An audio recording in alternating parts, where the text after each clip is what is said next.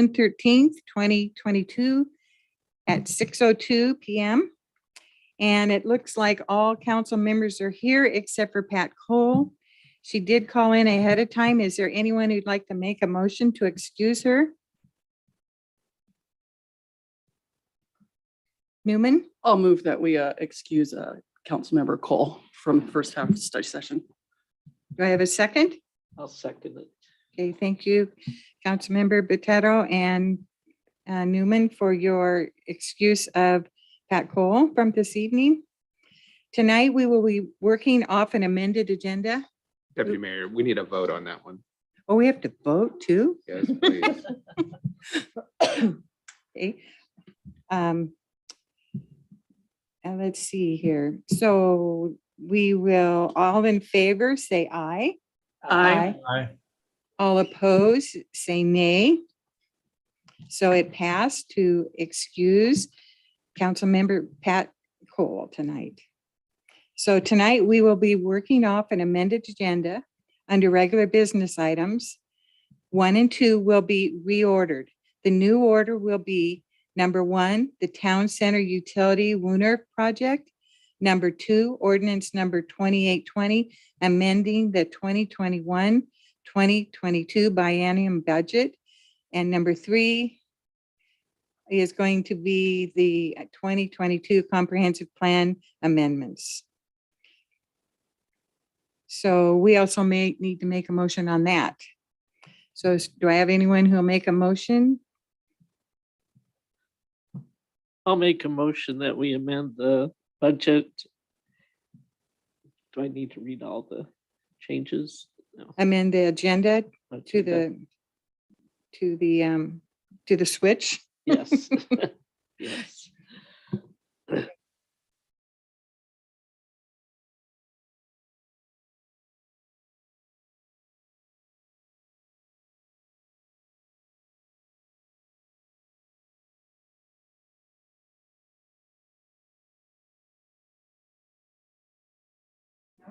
Cindy, Deputy Mayor, we're gonna have to probably retake that vote because your mic wasn't on. Ms. Marquez, is that what you want to do? There wasn't a mic on up here. No.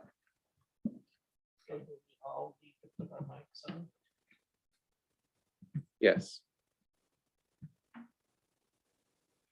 You're We- saying for the votes, they need to all push their buttons, or just was mine? Yeah, they won't all go live at the same time. So as long as your mic's on, I agree with Ms. Marquez, there'll be enough ambient noise to pick it up. But Mr. Stewart couldn't hear you and the public couldn't hear you.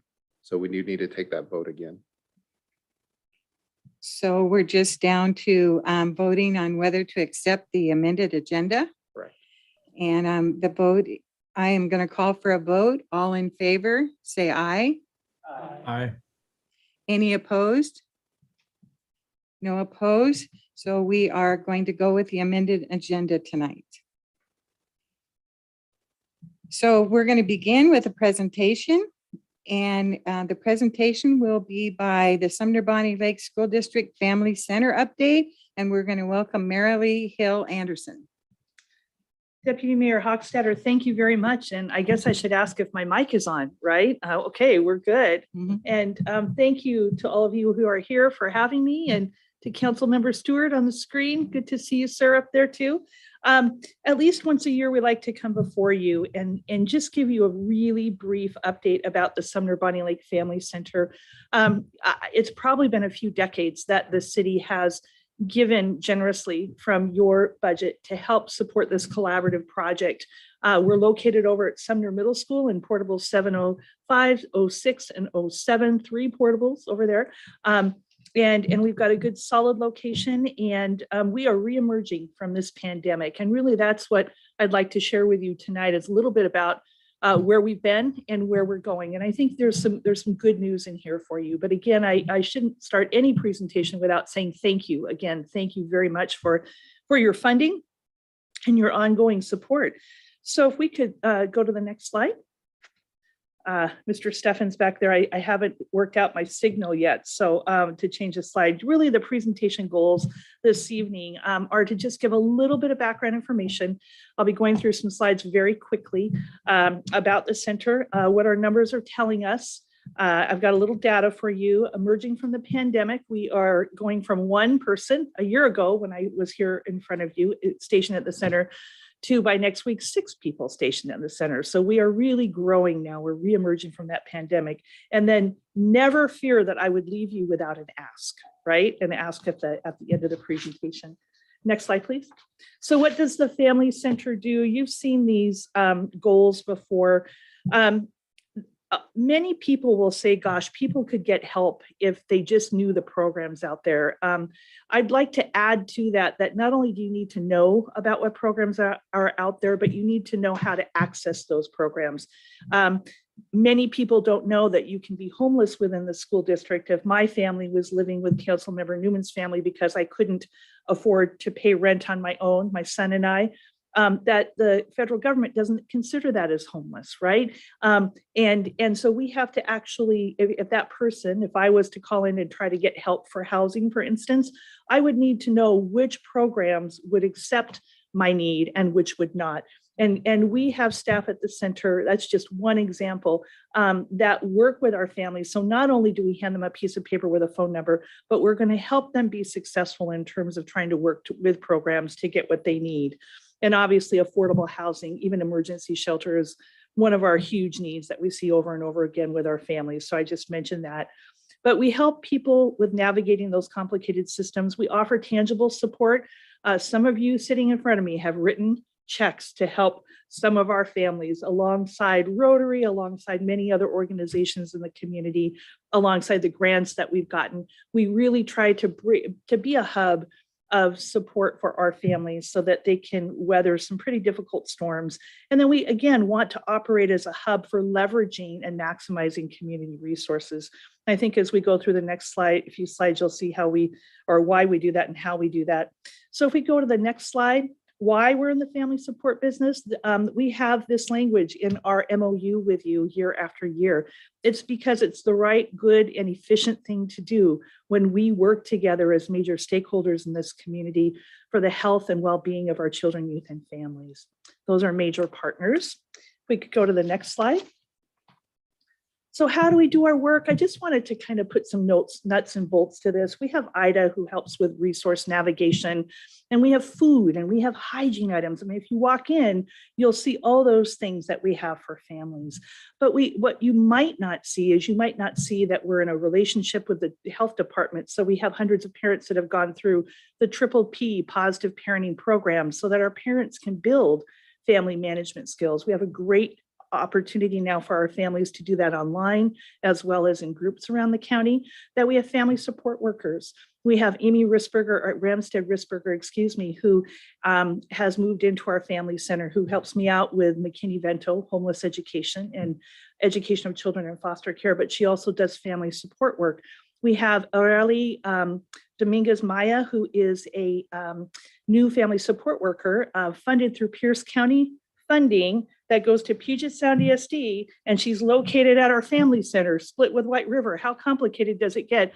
Folks, we know how to live on the edge of a dime, and we know how to stretch that dollar, right? But it's just been exciting to see just the new energy that's at our center just by adding those staff. We do skill building classes and events. We just started in English as a second language program where we are working with new Ukrainian refugees who have come into our area. I don't know if you know, in the last few months, we have received 21 children from Ukraine, between 15 families who are coming to us pretty much with nothing, and they just long to learn English. And in addition, we have families from Afghanistan, as well as our families who speak primarily Spanish. So we've started up a new conversational English as a second language program that we're really excited about. We'll continue to add back in those classes that we had to shut down as a result of the pandemic, including Councilmember Botetto's sewing classes, which really helped build that sense of community. And then the Center for Strong Families, Family Opportunity Center, we're able now to provide financial coaching as well as employment coaching to our families. And I'll talk about that in depth in just a few minutes.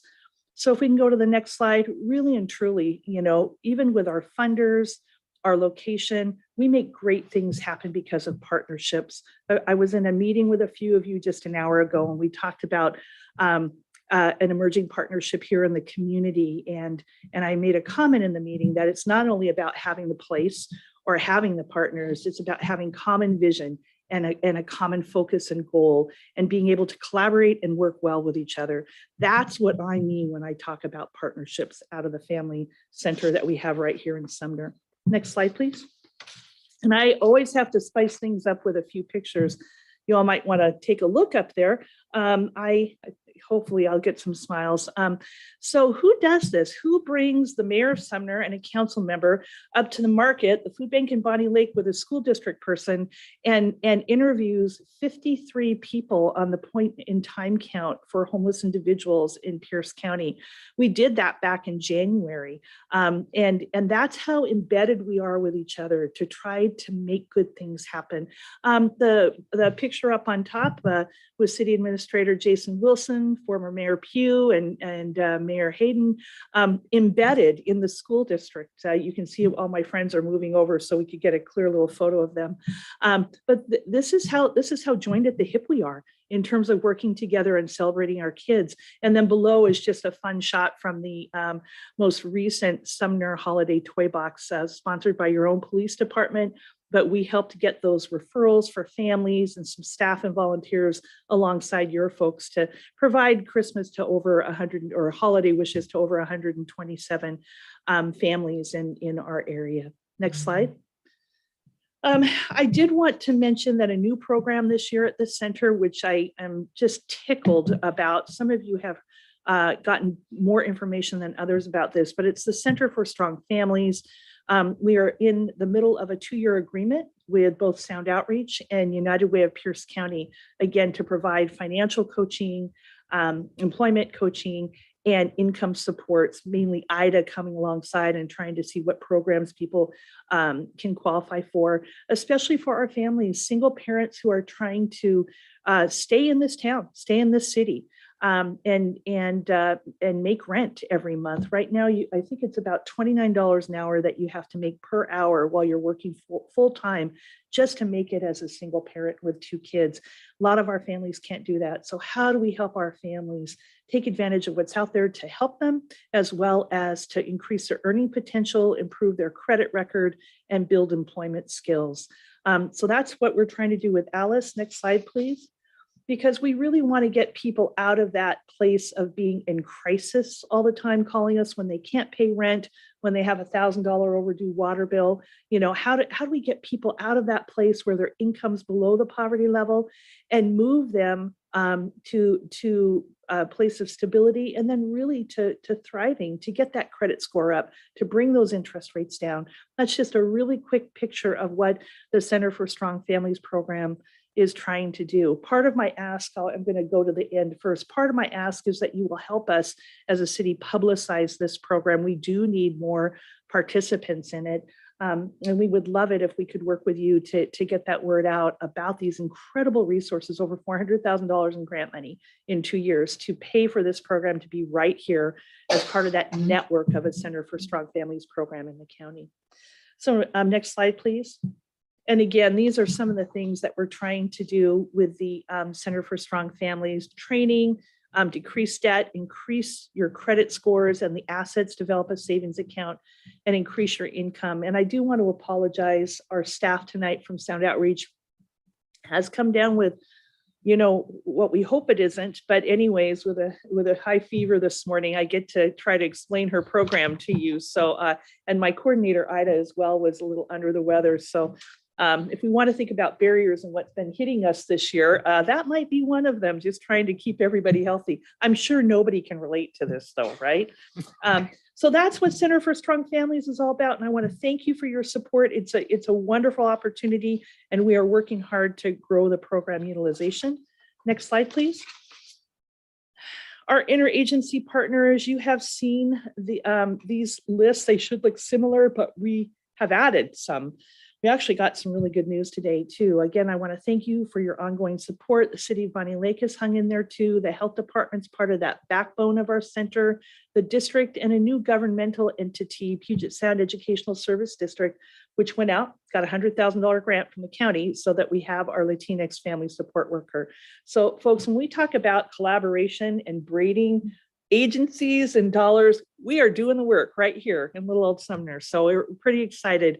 And then grant and foundation funding, I've talked about the United Way money, the county money, and federal dollars that the county's chosen to invest in the community. Just today, we found out, I'm just dancing, I'm so excited, that the Department of Commerce has refunded a grant through the Reach Center. Reach Center is a division of Tacoma Community House to help our homeless unaccompanied youth and our homeless families who have teenagers. Just last year alone, that grant fed about $48,000 worth of housing, shelter, and basic needs support to our teenagers and their homeless families in our community. And I didn't know what I was going to do without that grant this year. So we're pretty darn excited about that. And then the Rotary Club, I just want to thank, our amazing Rotary Club, kind of my second family. Some of you are in the club, but really give a huge shout out to Council Member Botetto, because the Bill Heath family, Bill and Jane Heath, left us some money that we've been able to use to support the emergency needs of families. And Council Member Botetto has graciously agreed to work with me. And sometimes that's 2 and 3 times a week to try to meet some of the needs of our families through that money. So we're growing our staff, we're growing our partnerships and our funding sources. Next slide, please. And programs and partners, Ida, Amy, Mara Lee. I'm in the process of moving from central office over to the center because we've got more people and we need more people like me over there with more people, right? So I'm excited to be part of that Family Center team more directly now. Luann, who couldn't join us, we do have an open position right now with Sound Outreach. They should be hiring that position tomorrow for financial coaching. And then Arieli from Puget Sound ESD, who's already out there getting to know many of our families who speak Spanish. Next slide, please. And I think I'm already over time, so I'm going to be going pretty quickly here. I won't go through all these partners. You've seen many of them before, but we're just so grateful for our Sumner stake of the LDS Church, who's just really jumped in and helped us and helped many families in emergency situations.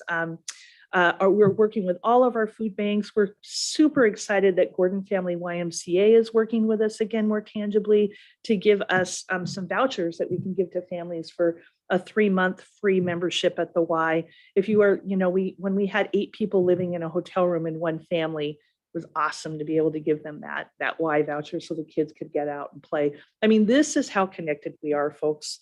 And then next slide, please, our work in numbers. I want to be very transparent with you. The pandemic has hit us hard in terms of the numbers that we've been able to record. We're down about 25% in our numbers that we presented to you last year.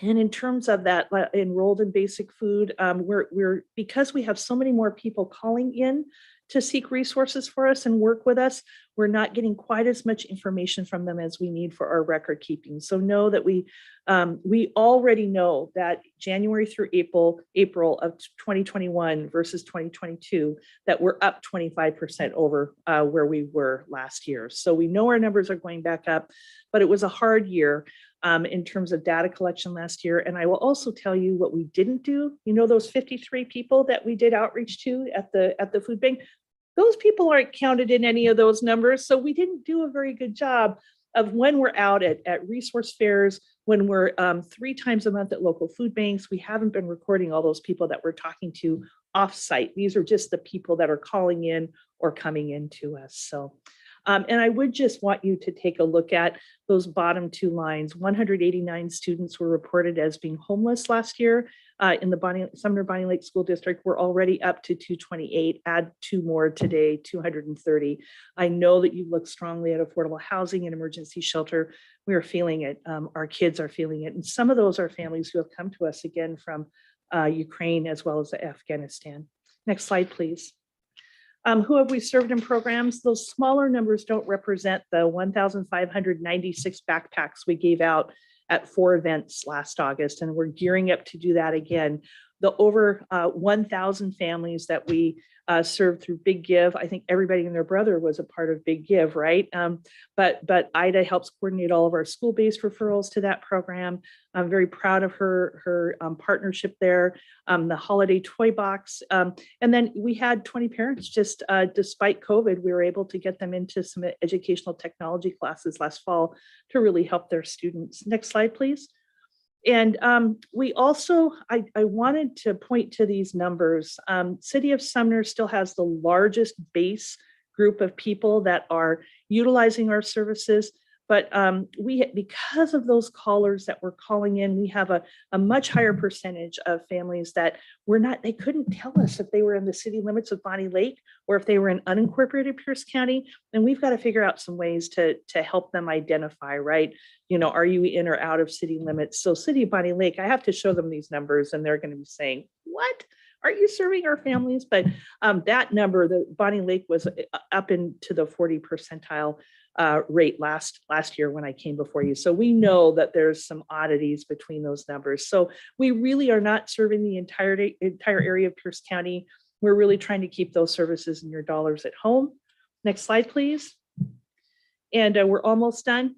Here's some more pictures, but I wanted to show you that at your police department's toy box, there's my tech department and our superintendent and deputy superintendent packing boxes and sorting games.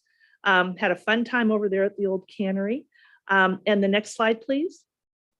And back to school. Pastor Dion up in the upper left-hand corner, Ida and her son giving out those backpacks. And then again, the market was down there just giving away a ton of food. We hope to draw in the Sumner Food Bank this year.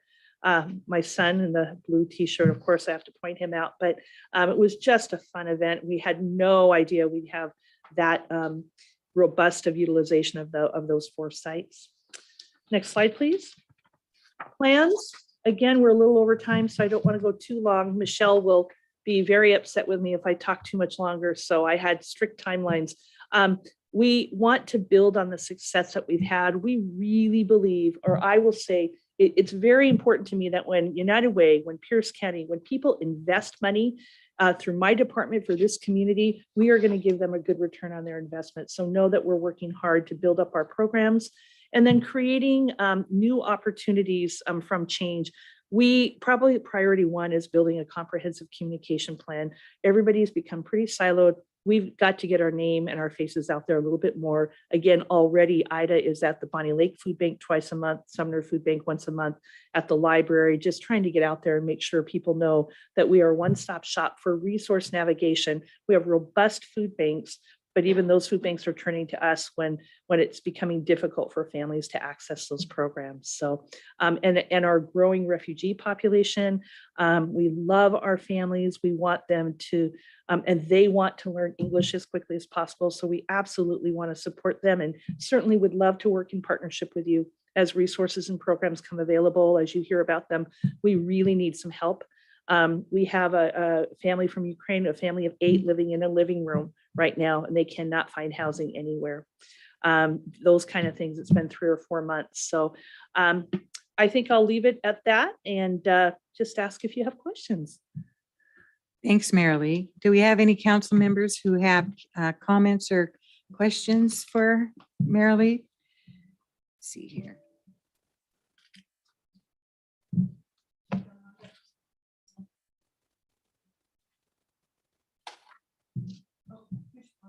I turned myself off. Oh, now it looks like I muted everyone. I see a hand up. Be next on, Deputy Mayor. Yeah, but there Bottom is right. nothing, there's nothing that says next on. There it is. There you go. It's working. Good job. Sorry. Thank you for the presentation and obviously I would say emotionally exhausting work that you do. I think it would be hard to go in, well, probably rewarding, but also emotionally difficult day after day. I have a question about one of your statistics, the 60% enrolled in SNAP. Right. That 60% of clients or students, like anyway, families. The food bank, if I recall correctly, just came and presented a couple weeks ago. Mhm. And they had done sort of a survey of their, of their clients as well. And I was really surprised to see, especially since it's food-based, so much of food-based, that they only had about 25% of their clients sign up for SNAP.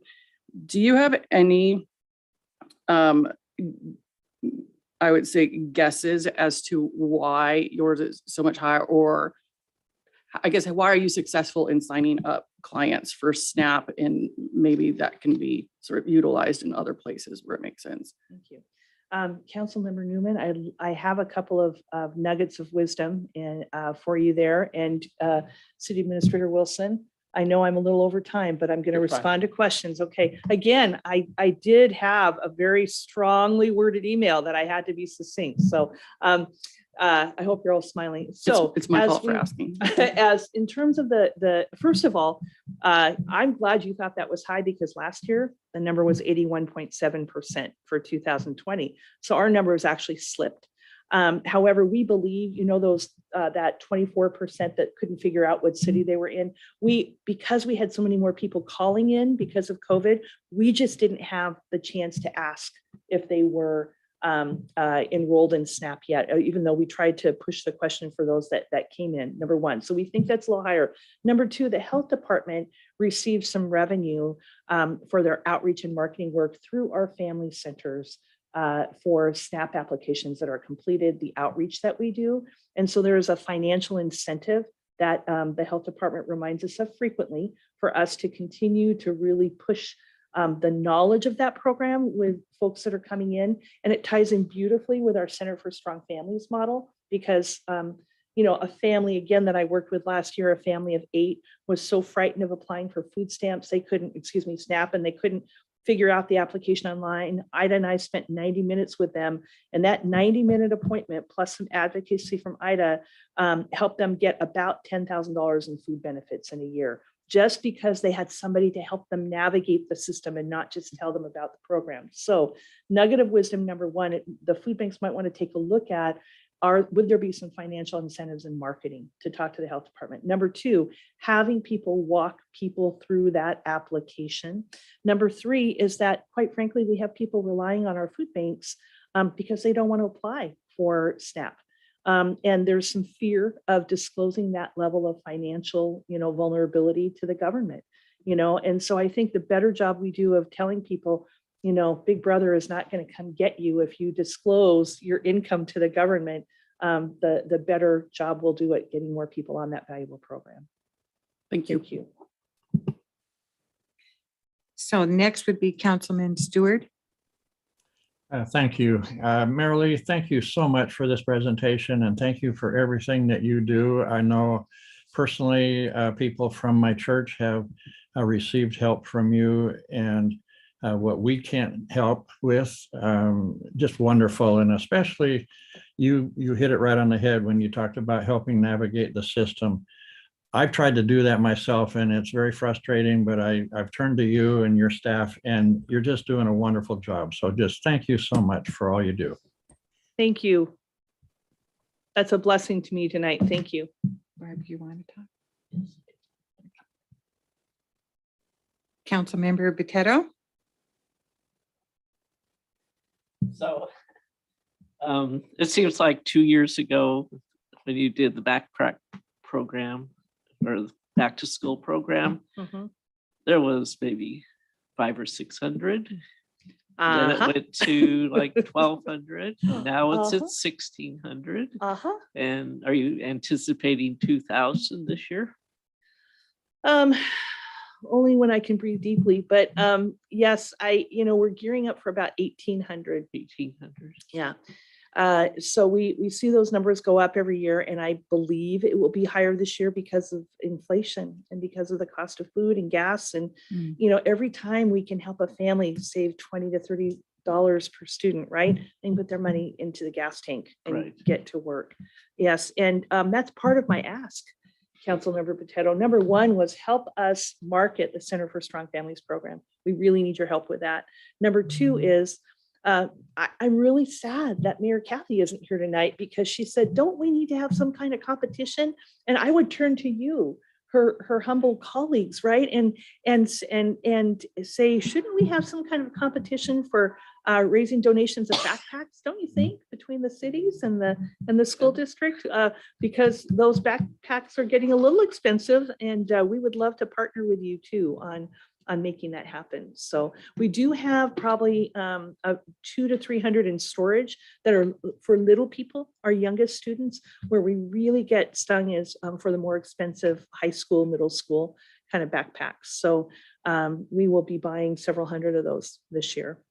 Are you getting any help from our warehouse suppliers out in the industrial area?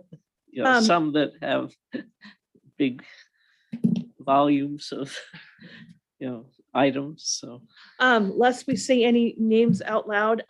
So I will share with you that the warehouse or companies that own the warehouses and what's in the warehouses tend to give to our food banks. And when we made the ask, we were told no. However, one of our food banks said, they just donated 200 backpacks to us and we don't know what to do with them. So would you like them? And I think we were there in 15 minutes to pick them up. So we would love any kind of connections that you might have with some of those big companies, because we could use their donations now more than ever. Right. So thank you. yeah, well, you know, I support what you do wholeheartedly, and just, you know, really think it's such a value to the people in Sumner and we in the whole school district. So thank you. Thank you. Very much appreciate that. I think we're going to send you off. Okay, I appreciate that. And if you could duly note for Ms. Converse that that we've been doing questions for 10 minutes that you had, right? Because it was in big, bold print that I was not to go over a certain amount of time. So thank you. And again, one last time, that word partnerships is everything. We could not do what we do. And I'm smiling because I see so many of you day in and day out, right? You know, we couldn't do this without your partnership. So thank you so much. Thank you for all your hard work. All right. So next, we're going to go on to regular business. And number one is the Town Center Utility WUNIF project. And we're going to have Mr. Wilson introduce our staff member. Thank you, Deputy Mayor Hochstetter. Tonight, we'll be providing you an update of where we're at with the Town Center Utility WUNIF project. That is a whole lot of mouthful right there. I'm pleased to introduce to you, I don't know if everybody's had the opportunity to meet Elisa yet, but Elisa Ojever Ayala is our Associate City Engineer, and she's the project manager for this project. And she'll be giving you an update of where we're at, and then a timeline for council adoption next week, as well as some budget considerations. So I'll give her just a minute to get her screen share going.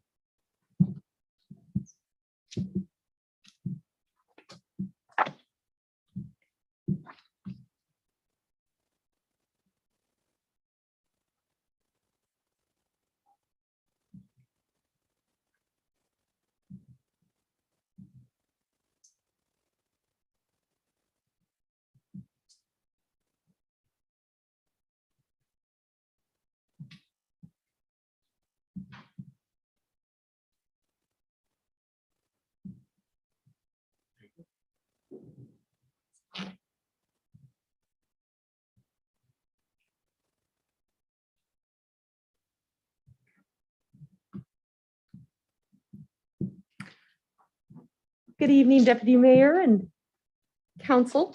It's a pleasure to come speak with you tonight. It's a hard act to follow after that heartfelt presentation. It makes building stuff seem a little bit trivial, but nonetheless, that's what we like to do. So I'm here to talk to you about Town Center Utility and WUNIF project. Again, I'm Elisa Ojever Ayala, Associate City Engineer. I've been here for about 5 months. And I've got the pleasure to meet quite a few of you, but I think it's the first time I've seen some of these faces live and in person, so this is great. So what you see before you is the extent of the Town Center Utility and WUNIF project. And the name may be new to you, but hopefully some of these might sound more familiar. We combined a few of these and rebranded it. This will be the first of maybe half a dozen projects over the next few years that you see with this town center prefix. So over the next few slides, I'll give you some quick background and then we'll jump to where we currently are with this project. So quick background, as you know, in 2018, the city adopted the town center plan, which allowed for higher density development in the town center area.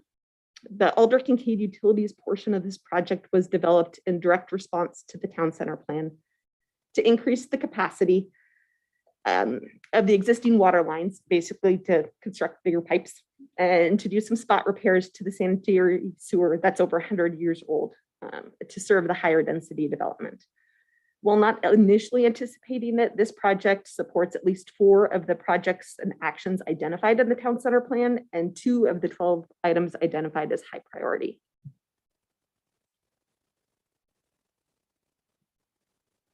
Then in June 2020, Sound Transit agreed to give the city $875,000 to design and construct bike lanes along Academy Street from Sumner Station to Wood Avenue. And the water lines on Academy Street were identified in the Alder Kincaid Utilities project as being replaced. So it made sense to roll these projects together rather than having the Alder Kincaid Utilities project replace the water lines, repave the road, and then have a subsequent project come in for Academy Street bike lanes to tear out that new pavement and put bike lanes in. So those 2 were combined. Then came the Main Street Visioning Plan in 2021. The map you see,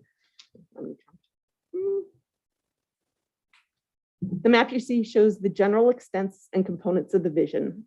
And as the Alder Kincaid Utility Project was replacing the water lines in Kincaid between Maple and Main, rather than resurfacing in the same existing configuration, the project team decided that it made sense to start implementing the Main Street vision by constructing the Wooners around Heritage Park. So just to be clear, we're not touching and doing anything inside Heritage Park with this project. That's coming in future projects.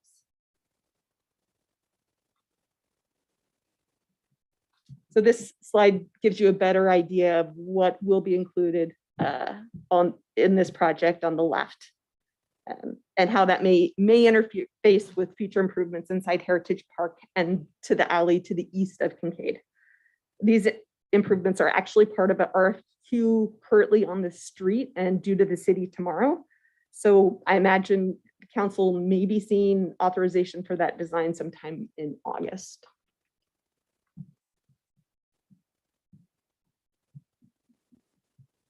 So schedule, we open bids on May 19th. We are anticipating contract award for this next Tuesday at council, the 21st. It's on the agenda. That will lead to the contractor getting started with construction in July, and we're anticipating the contractor will complete work next summer. The finished surfacing, especially around the moon roof, is very weather sensitive, and so we want to give them some time to make sure that they get that right.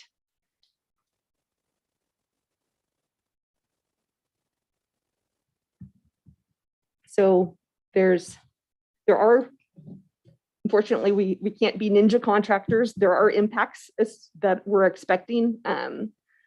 We did coordinate that very well and got a lot of restrictions put into the contract. So the contractor has to abide by them regarding pedestrian traffic control and notification and coordination with businesses and residents. And when we selected our construction management team, we made sure that they have extensive experience with this type of project and the personal touch necessary to be successful. We've allowed for the contractor to close a full block at a time to help them better complete the work. And there are restrictions on those closures, though, that we've coordinated with some of our bigger annual events. So I worked extensively with community development with Lana and Ryan to really spell out in the contract how the contractor needs to work around these events. So we established a couple different tiers. So tier 1 is our big kind of annual events, the homecoming parade, Santa parade, and daffodil parade. During those events, The contractor can't have any sidewalk or road closures anywhere. Academy and North, everything needs to be final paved, no steel plates on the roadways. And then south of Academy Street, we will allow them to have steel plates, but we're pretty specific on how that all needs to be buttoned up very nicely. Tier 2 events, you see listed here, Rhubarb Days, Classy Chassis, Come Walk With Me, Street of Treats. Those ones, still no road closures, but and Maple and North is that same configuration. Everything's to final pave. South of Maple, we will allow them to close sidewalks and have steel plates in place. And then tier 3 events are some of the other events that aren't in the immediate vicinity of the project during those. And it also includes holidays that we will allow them to have road and sidewalk closures and steel plates in place with very specific restrictions on how they need to make sure it's all cleaned up and buttoned up when they're not working. So, bidding summary. So when we opened bids on May 19th, these were our results. Our engineer's estimate was about 5.5 million. We received 3 bids. The low bid was about 6.5 million. There was a bid alternate as well that included curb ramps and bulbs at the intersection of Academy and Sumner and on the west side of Wood. Due to the bid coming back higher than we anticipated, we're not recommending that be awarded. We still take the bike lanes all the way to Wood Avenue, which meets sound transit requirements. We were just not able to make some of the other improvements that we had hoped to make.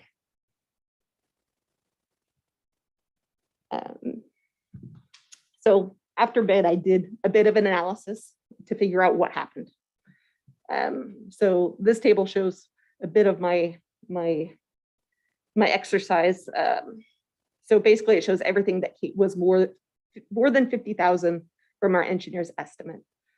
It wasn't all doom and gloom. There were a few items that came in significantly lower than we estimated. The mobilization, sorry, not mobile, it was traffic control and conduit came in lower. There were quite a few items that came in higher than we estimated. Mobilization, ductile iron pipe, asphalt, concrete. Most of those could be explained due to current market constraints and the cost of oil, and otherwise would have fallen within normal range. However, the single line item that jumped out immediately was bid item C44, which was for the illumination system. All 3 bidders had high numbers on this line item that averaged 653,000 over the engineer's estimate. So we circled back with the design team and tried to understand what happened, whether it was not estimated correctly, or could the bidders have been confused and not had good instructions. Ultimately, the illumination system was not complicated. It didn't include catenary lights. It basically involved relocating 9 existing light poles around Heritage Park and running new conduit and wiring. So we suspect the prime contractor and electrical sub put quite a bit of profit in this line item. And the project is, after the project's executed, we intend to work with the prime and the electrical subcontractor to see if there's any opportunities to save some money there.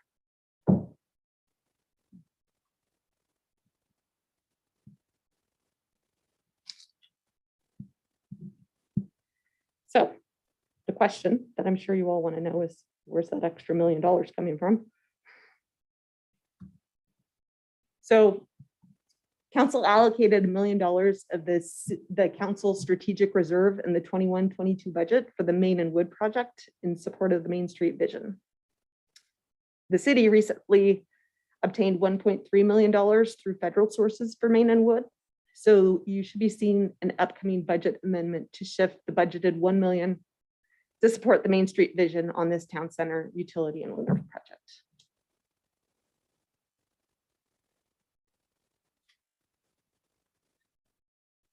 So this slide shows overall project budget, where the funds are pulling from and how it will be spent. Some of you've seen bits and pieces of this along the way with regards to the REIT and ARPA funds allocated for this project. And I'll also point out that we're pulling from a separate Sound Transit grant for sidewalks. And also there was some money that was earmarked by Pierce County Councilman Hans Zeiger for the Wooners in this project. So, any questions? And Deputy Mayor, before we move into questions, I'd like just to point out that Councilmember Cole arrived at 6:42 PM for the record. And she's joining us virtually. Okay, great. And then if I could just kind of put a little bow on what Elisa said. The ask tonight is really, is council comfortable moving the $1 million that they allocated from their strategic reserve to Wood and Main to this project? And this has been the Finance Committee as well as Public Works Committee. But because this is a unique fund, it's important that we have a full conversation with council as to what your desires are to do with the project. I will say the alternative to not moving that money is rejecting the bids and figuring out what to do from there. So we don't have a lot of other options. And really with the federal funding that we were able to receive for Wood and Main, it does seem like a logical decision at this point. You might also be wondering, well, what if Wood and Main is over budget when we put it out later this year? Because part of receiving that $1.3 million of federal funding, we have to obligate those funds this summer and start that process. So we do have some additional council strategic reserves that you could access if that project is over budget, or there's some traffic impact fees and some other various funds that, you know, depending on if it's over budget, how much, how we could shuffle things around. So with that, I think it's appropriate to turn it back to you for questions and input. Okay, I'll open up to council for questions. Councilmember Newman. Thank you. First, I'd like to thank and congratulate staff for the federal grant. It just applaud you and was really surprised to see a federal grant go to such like a local intersection. And obviously with those funds, for me, it makes the decision much easier. I don't feel like we're picking between two projects, and most of the risks involved, I think, are probably like manageable, as opposed to saying, no, we're going to have to pick a major one that we can't do. Anyway, so, you know, I heard about this, you know, in committee. It was comfortable then, I'm comfortable now, and just want to thank you guys. Councilmember Stewart.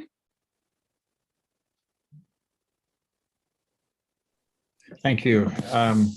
Good job on the presentation, Alyssa. I just curious on the funds. On the slide right before your question slide where you have the list of funding sources, are there any of those sources that have restrictions on the how the funds are used that we would have to worry about dancing around application process or audits at the end? No. Okay, so we're able to, on the transfer of the funds from using the 1.3 million through the federal sources on the Main and Wood, takes away the need for us to use the 1 million of council strategic reserve funds. So we're gonna, if council approves, that would be shifted over and there's no restrictions on either one of those funding sources. No, there isn't. Okay, I'm all in favor of that, changing the allocation on that $1 million to this project then. Good job, thank you. Councilmember Botetto. Yeah, I too am, I think it's a great idea to switch the money.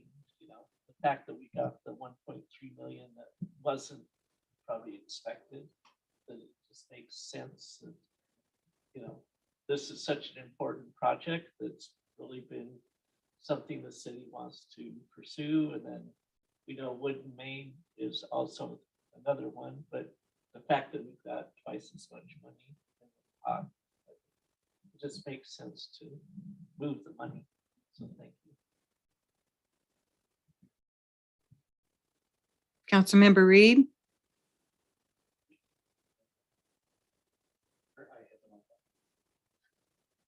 So you need me to, you want me to tap you again?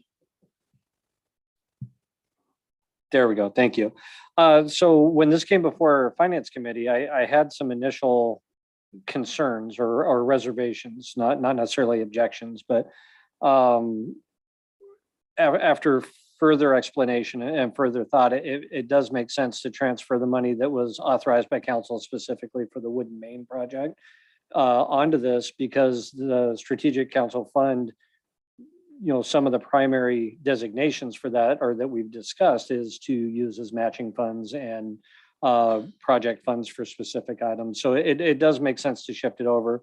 I appreciate the presentation. Thank you. I'm concerned on how the estimates versus the bidding came out. I do have some concerns there, and why there's such a gap between the two.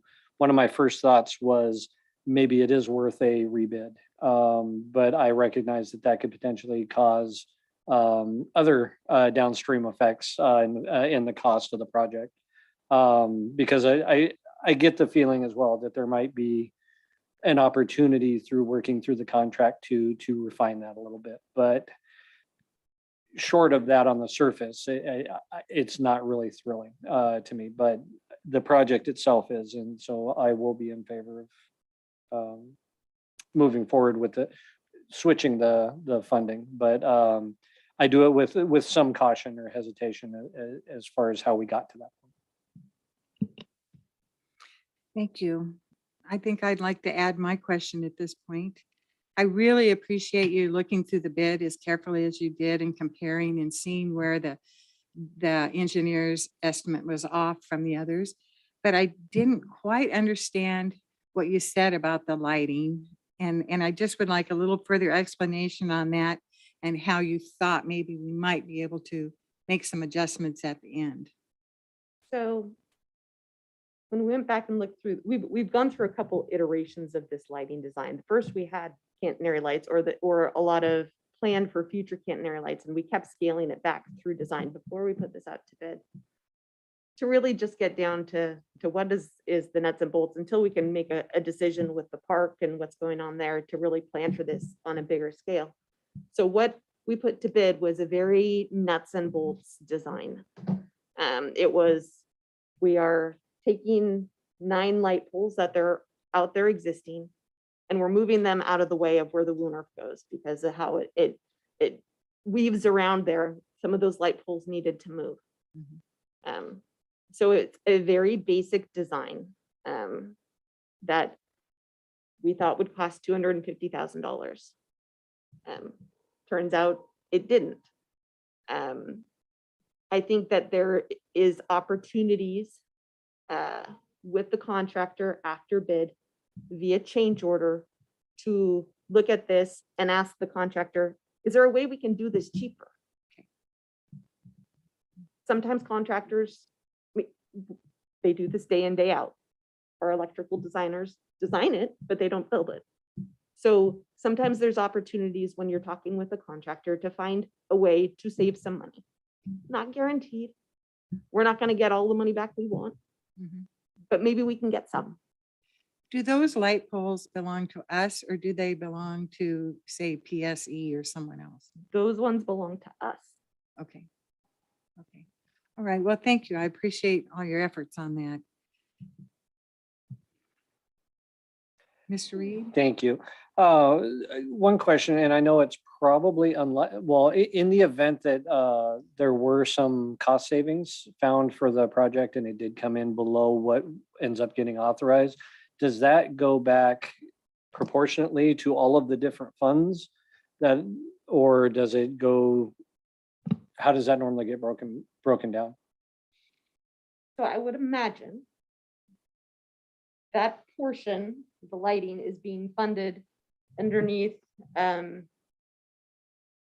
by the LUNRF line item Mhm. and also by the roadway, by the council strategic reserve. So I would imagine if we were to do a deductive change order that comes back into our construction contingency, it gets allocated back into those. Okay. And that's what I was curious on, how that just a ballpark of how that breakdown would go if there were a savings, hopefully that there will be, but yeah.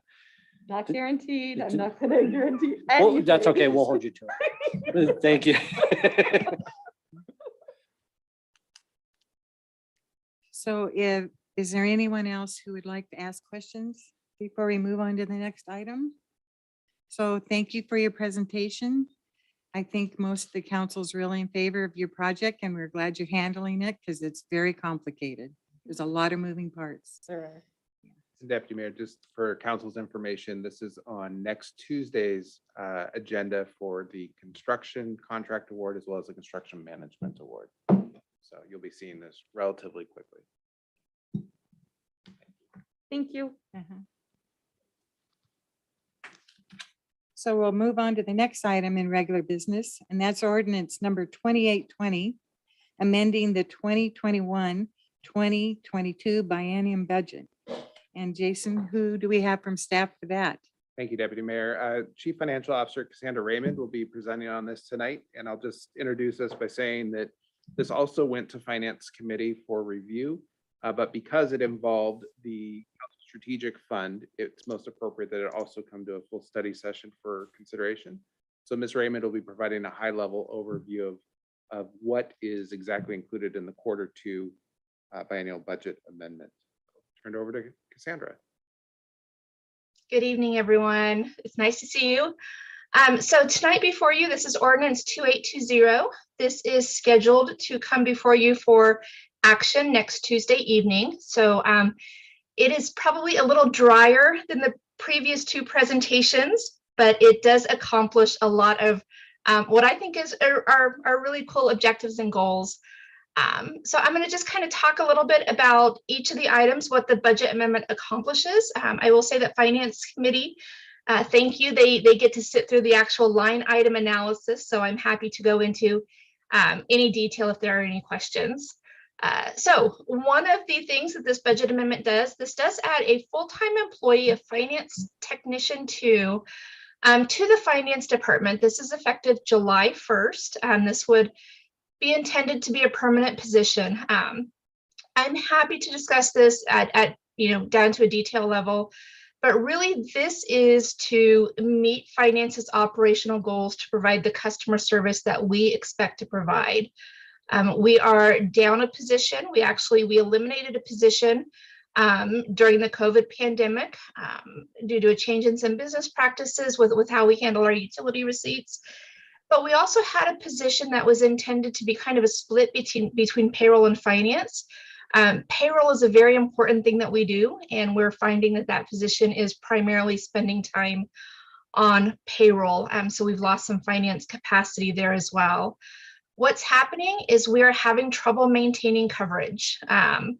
We're having trouble maintaining coverage, especially if we have any illnesses or any kind of time taken out, or even just providing coverage for our front counter now that we're returning to a more City Hall open hours. We're also having difficulty with addressing operational needs for cross-training and succession planning. As much as I wish I could say that we've made really good strides on that during the pandemic, the truth is we just haven't, because we don't have the hours available during the day. This is really more of a need than it is a want. We've kind of been trying to tread water for quite some time, but have had some long and kind of in-depth conversations with Jeff Steffens and Jason Wilson and Mayor Hayden. And so we're asking to add this position really at this time. Some of the other things this budget amendment does, this recognizes some grant revenue and associated expenditures for law enforcement. We'll be obtaining some portable breathalyzers as well as a drone. These items are 100% grant funded, so the amendment recognizes the revenue as well as the expense. This provides on-call development services. This provides an additional expenditure for if it's needed. This is an addition of $60,000 to the general fund that Development Services Director Beagle will be able to access when necessary for plan review to meet increased demand. And that's to be sure that we're maintaining the levels of service that are really our level. This supports our citywide SharePoint migration. This is professional support. SharePoint is a collaborative and records management storage. It's pretty in-depth. We have thousands upon thousands of files that get converted into a more stable and more collaborative system. So this provides support for that. This has increased appropriations for our water supplies. This is meter and other service supplies to meet our increased needs. This is in the water fund. This does reallocate an ARPA contribution for the Town Center Utility Wooner project from the sewer to the water fund. This was an appropriation that the ARPA committee had approved. This really is a housekeeping item. At the time when we did that budget amendment, we kind of put a placeholder into two different funds, sewer and water.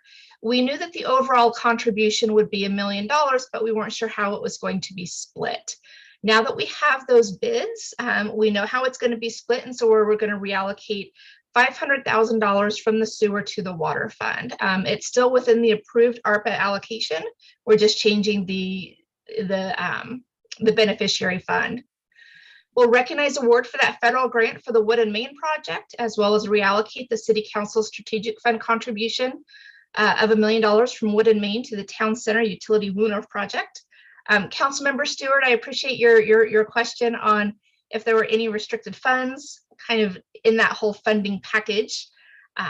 You know, there are always things that we take into consideration, but doing a budget amendment like this is part of making sure that we're meeting any requirements of any funds. We are budgeting for some design activities over at our cemetery. So this is a building design.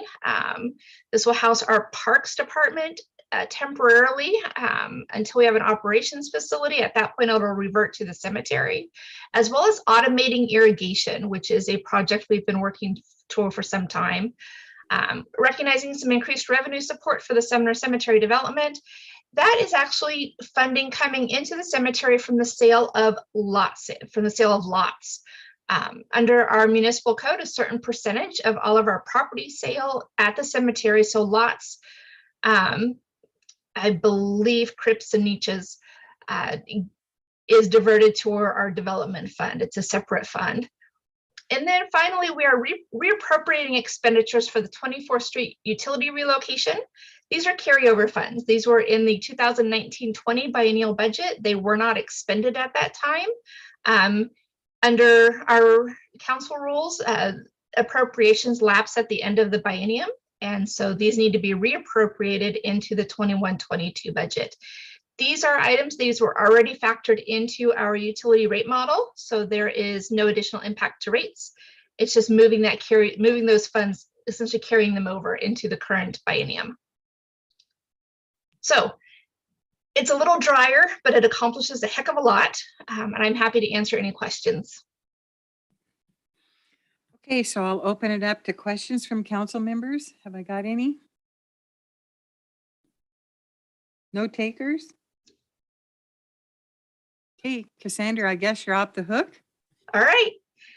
Y'all know where to find me. Thank you very much. And you will see this again for action next Tuesday evening. Okay, thank you. Thank you.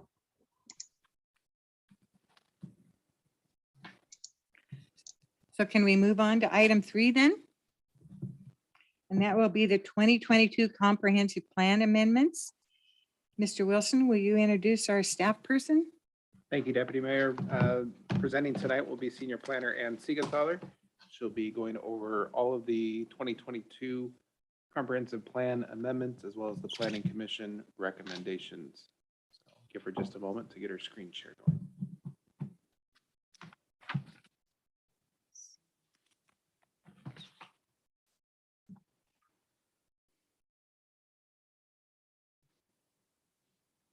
First of all, good evening, Deputy Mayor Hochstetter, council members. Nice to see you all in our hybrid meeting. I've only had one hybrid meeting so far with the Planning Commission. Sorry, are you in the Zoom meeting? No. So I've turned off my video and my audio. Is that correct? Yeah, but you have to be at the Zoom meeting. I guess I have to be invited by the city administrator. I got to be invited by the admin services director. Mr. Steffens, are you able to pull up the packet and share your screen?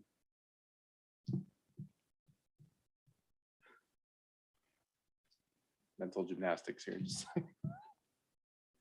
Or send me an invite. I can do it. I got it up. Now I am confused about how I share my screen. You have to log into the Zoom meeting.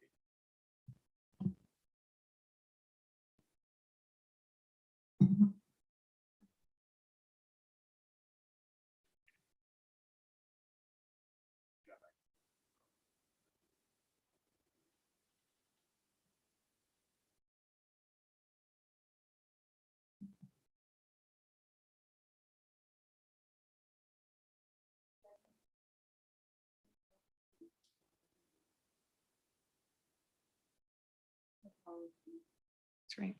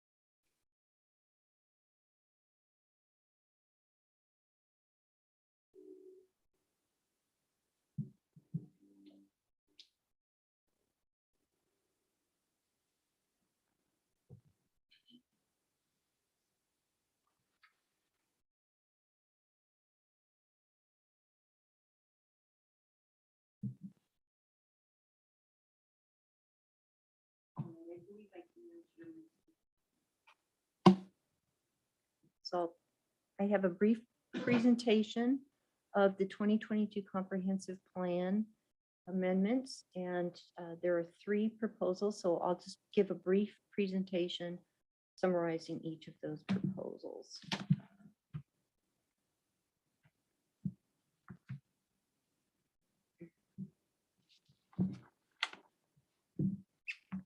So first of all, just a real quick reminder, we don't do this too often.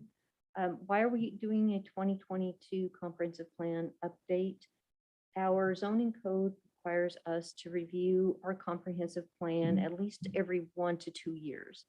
And we're now at the 2nd year since we did this the last time. So staff, the city council opens up the amendment process, staff solicits proposals from the community, and then we begin evaluating the proposals. We did not receive any requests for updates from the public this time. There are no map changes. So these 3 proposals I want to discuss with you tonight are all staff initiated proposals. So again, the process for the update is we put out a notice that we're accepting proposals, and the proposals received, in this case from staff, go to the Planning Commission for approval, for consideration. And then the Planning Commission starts the evaluation process. And once they go through the regular process of evaluation and making recommendations, then those recommendations come back to the City Council for review and a decision. So in May, we had the Planning Commission review these items, and they've recommended approval to the City Council. The three proposals that we have before you is one, updating the density descriptions in the comprehensive plan. This is a text amendment with the purpose of clarifying our residential descriptions that are listed in the plan, and there's a chart that lists residential descriptions. And we need to make sure that those descriptions reflect the reality of the actual allowed densities that we have both anticipated in our comprehensive plan and also have in our zoning code. And then we have an update to our sign code related to electronic reader board signs. And the main purpose of that is to update our allowance for electronic reader board signs to allow the future library site and the high school to have an electronic reader board sign. And the third proposal is to limit locations where gas stations are allowed. We would no longer allow them in the general commercial zone. And we would also apply the non-conforming use provisions to the existing gas stations in the general commercial zone. And I think what I will do is I'll just go through a couple slides for each of these proposals and then stop and let you ask me some questions before we go further. If that's helpful. We'll see if that works. So the first proposal is updating the residential density descriptions in the comprehensive plan. So again, we want to update the text, the language in the comprehensive plan to clarify what kinds of densities we actually would expect in our residential zones.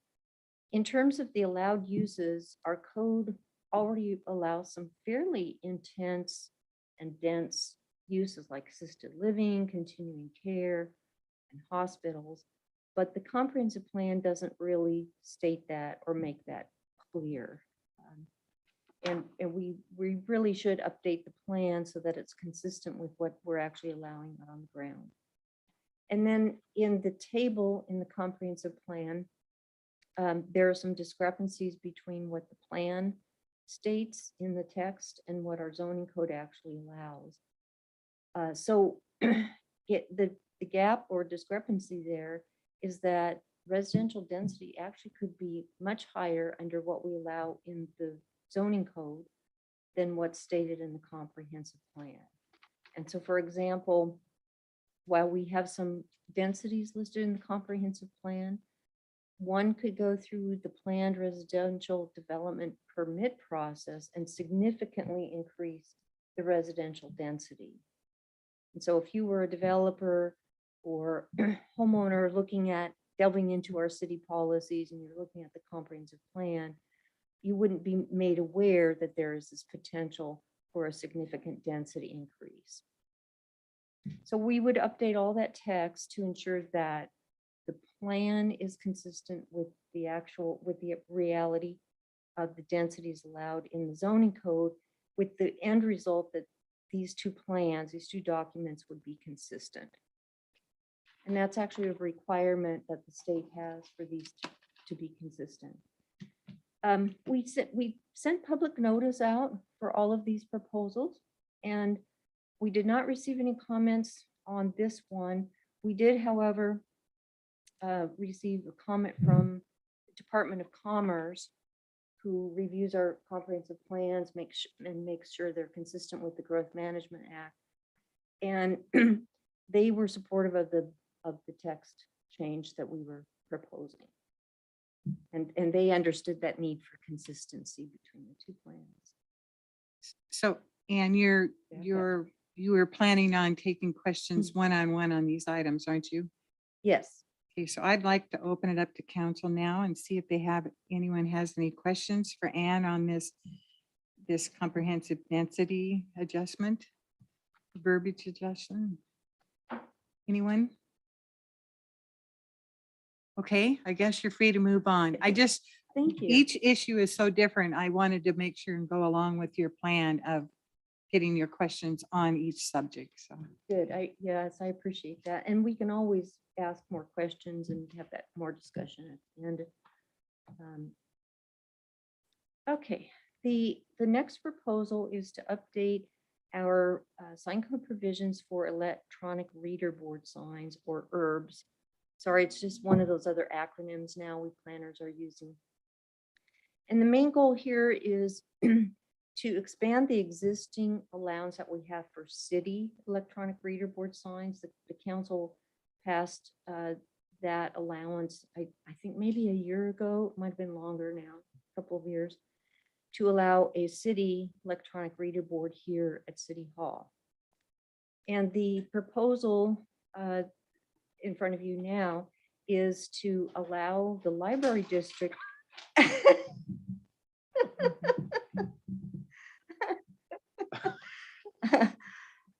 so for the record, Council Member Brown has just indicated his concern about the proposal in front of the council at the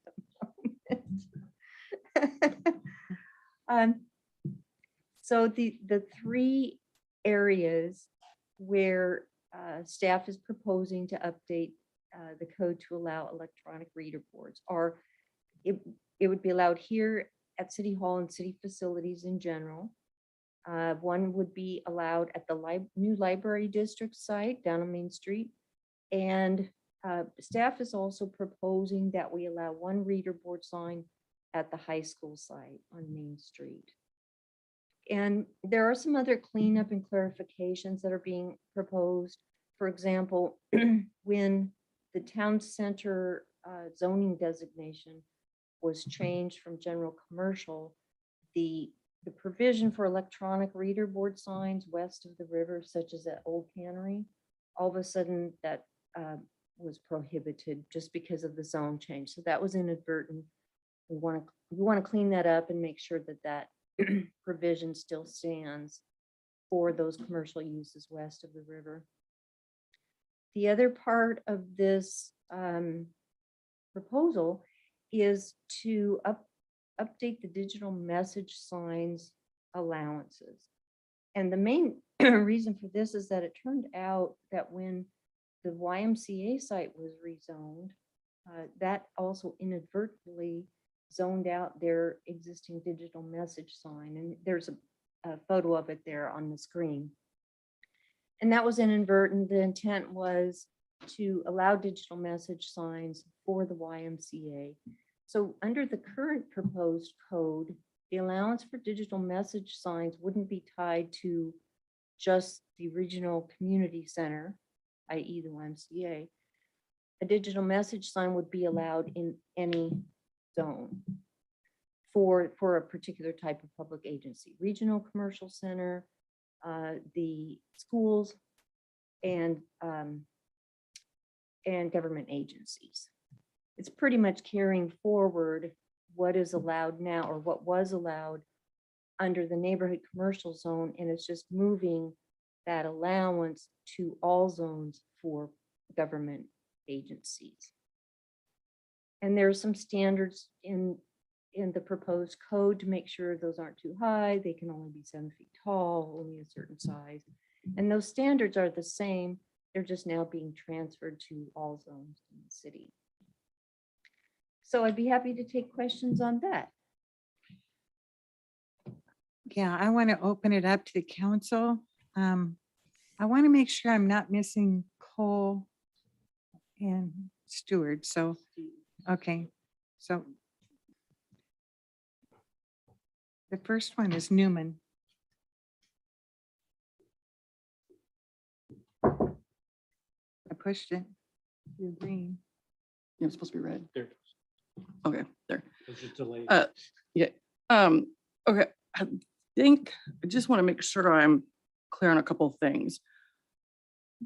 So for an example, like the difference between digital message signs and electronic reader board signs, electronic reader board sign being what's at the cannery, digital message sign being what's at the YMCA. And then, so for electronic reader board signs, we are saying that we would allow one at the library and one at the high school. Yes. Okay, but at the same time, we're also saying they're only allowed west of the river. Not, Electronic reader boards would only be, their electronic reader boards are allowed, if I can back up a little, electronic reader boards are allowed in particular commercial zones. And, and that is in the interchange commercial down around Auto Lane. And then up at 24th, such as where the mustard seed is up in that area, interchange commercial. They are allowed in one other commercial area, and that's the town center, but only west of the river. And that's been in the code for a while. And what we're proposing to clean up is a disconnect between what happened with the zone change from general commercial to town center that applied to that area. okay, I have a few, yeah, thank you. I have a few more. Are the restrictions on the ERBs, or I shouldn't say restrictions, basically the requirements like in terms of like size, for instance, are those the same for the high school and the library, so like downtown on Main Street, as they are for the cannery, or are they different standards? They are different standards. The cannery gets, I could pull up the code again. The cannery is allowed a bit of a larger sign. So Auto Lane, for example, if you were looking at the big Honda or Ford electronic reader board sign, those are very large. I think the allowance is for 150 square feet. It's pretty large. With the government or public agency electronic reader board signs that we're proposing, there's a limit of 75 square feet or 37.5 feet per side. So they're considerably smaller, and that's, that's very intentional because, as you know, there impacts to these types of signs, and they're limited to 15 feet in height. Okay, what's the reason for suggesting or recommending allowing electronic reader board signs instead of digital message signs? The way that the proposed code is written, we're allowing an agency to choose either or.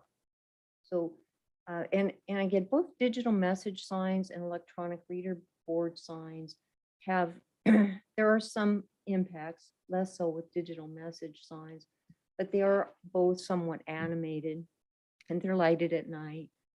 So the idea here is to give public agencies a choice. You will get one of either. And that way, if the schools want to keep a digital message sign, as long as it meets our code requirements, then they could have that. But if they wanted, say the new high school wanted to upgrade to an electronic reader board sign, they would have to get rid of the old digital message sign and install an electronic reader board sign. Okay, and since we're allowing those, we're encroaching, in this case, we'd be getting closer and closer to residential areas. What is the reason for not including the auto stores? Like, why is the cannery okay, but the auto stores that aren't really like these long traffic avenue quite and the train station and then down over on 410, although I think they have one 410, but why not here, but allowing it closer to residential neighborhoods in proposing it for the library and the school? So I think there are a couple of distinctions to make there. But first, I think that the context here is that generally we want to limit electronic reader board signs. That's the policy direction that we're taking this. So starting from the concept, the policy direction that we want to limit the proliferation of electronic reader board signs because of the impacts, the lighting, the potential disturbance at night. We want to allow this new technology, but we want to limit who is allowed to use it and where. So rather than opening this up to all commercial sites, it's very limited to the interchange commercial zones, which are high impact, really brightly lit at night already. And and the old cannery site is also very different from other sites that we have in that it is west of the river. The sign actually faces the highway, and the intersection there doesn't actually face residential zones down on the valley floor. So this is why I hope this better explains why we don't want to open this up to all of the other commercial sites in town. Okay, so I'm just gonna add one comment. So I struggle with allowing, I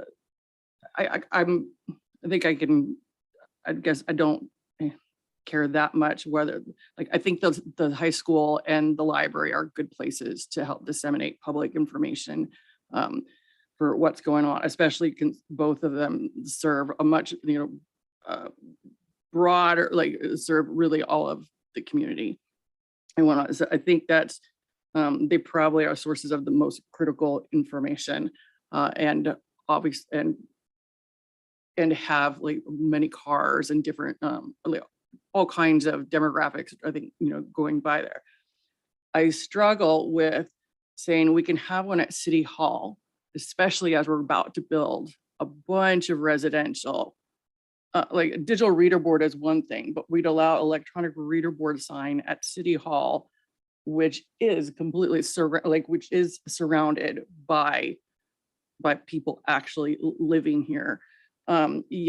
Yet we're not going to let the auto store on Traffic Avenue that's just across from the train station where people aren't really going to see it. And it makes sense for them to advertise their sales, why the cannery can have it, but say like Sunset, which we benefit by having them here, but we want one. I struggle with that. And I think I understand that struggle, and that was hard to start with, who do we limit? This is a privilege that we're providing to agencies and to some businesses in town, but not to all. And I think one of the other things to keep in mind about this policy direction is that with allowing electronic reader board signs for public agencies, say at the city, the public benefit is to disseminate public information, public service announcements. Whereas with private electronic reader board signs, there isn't that equal public benefit. So we're trying to restrict these signs only to the extent that they provide a public benefit. I And understand, but I that's the struggle with the trade-off, yeah. hypocrisy of the proximity to residential, like when we're building a bunch of units where people are going to be living, but we're not allowing it from like in a place that's much further away from where people are living. I struggle with that hypocrisy. That's my comment. Mr. Wilson, did you have yeah. a comment? I'll just add, I understand your concern, Councilmember Newman, and that was actually the precipitous of why we went down this path. It was early discussions with the library about abandoning a City Hall reader board sign and instead putting it on a more traveled area in a more commercial zone that is more appropriate for those electronic reader board signs. So the library was a very intentional choice by staff and the mayor, because we've had conversations with the library about a partnership of having a joint sign. And I'll just also add on any sort of electronic reader board sign, whether it ended up outside the council chambers here or on Main Street at the new library site, would require further action by council to allocate those funds. So by far, but not the last opportunity for council to get to weigh in about the exact location of those.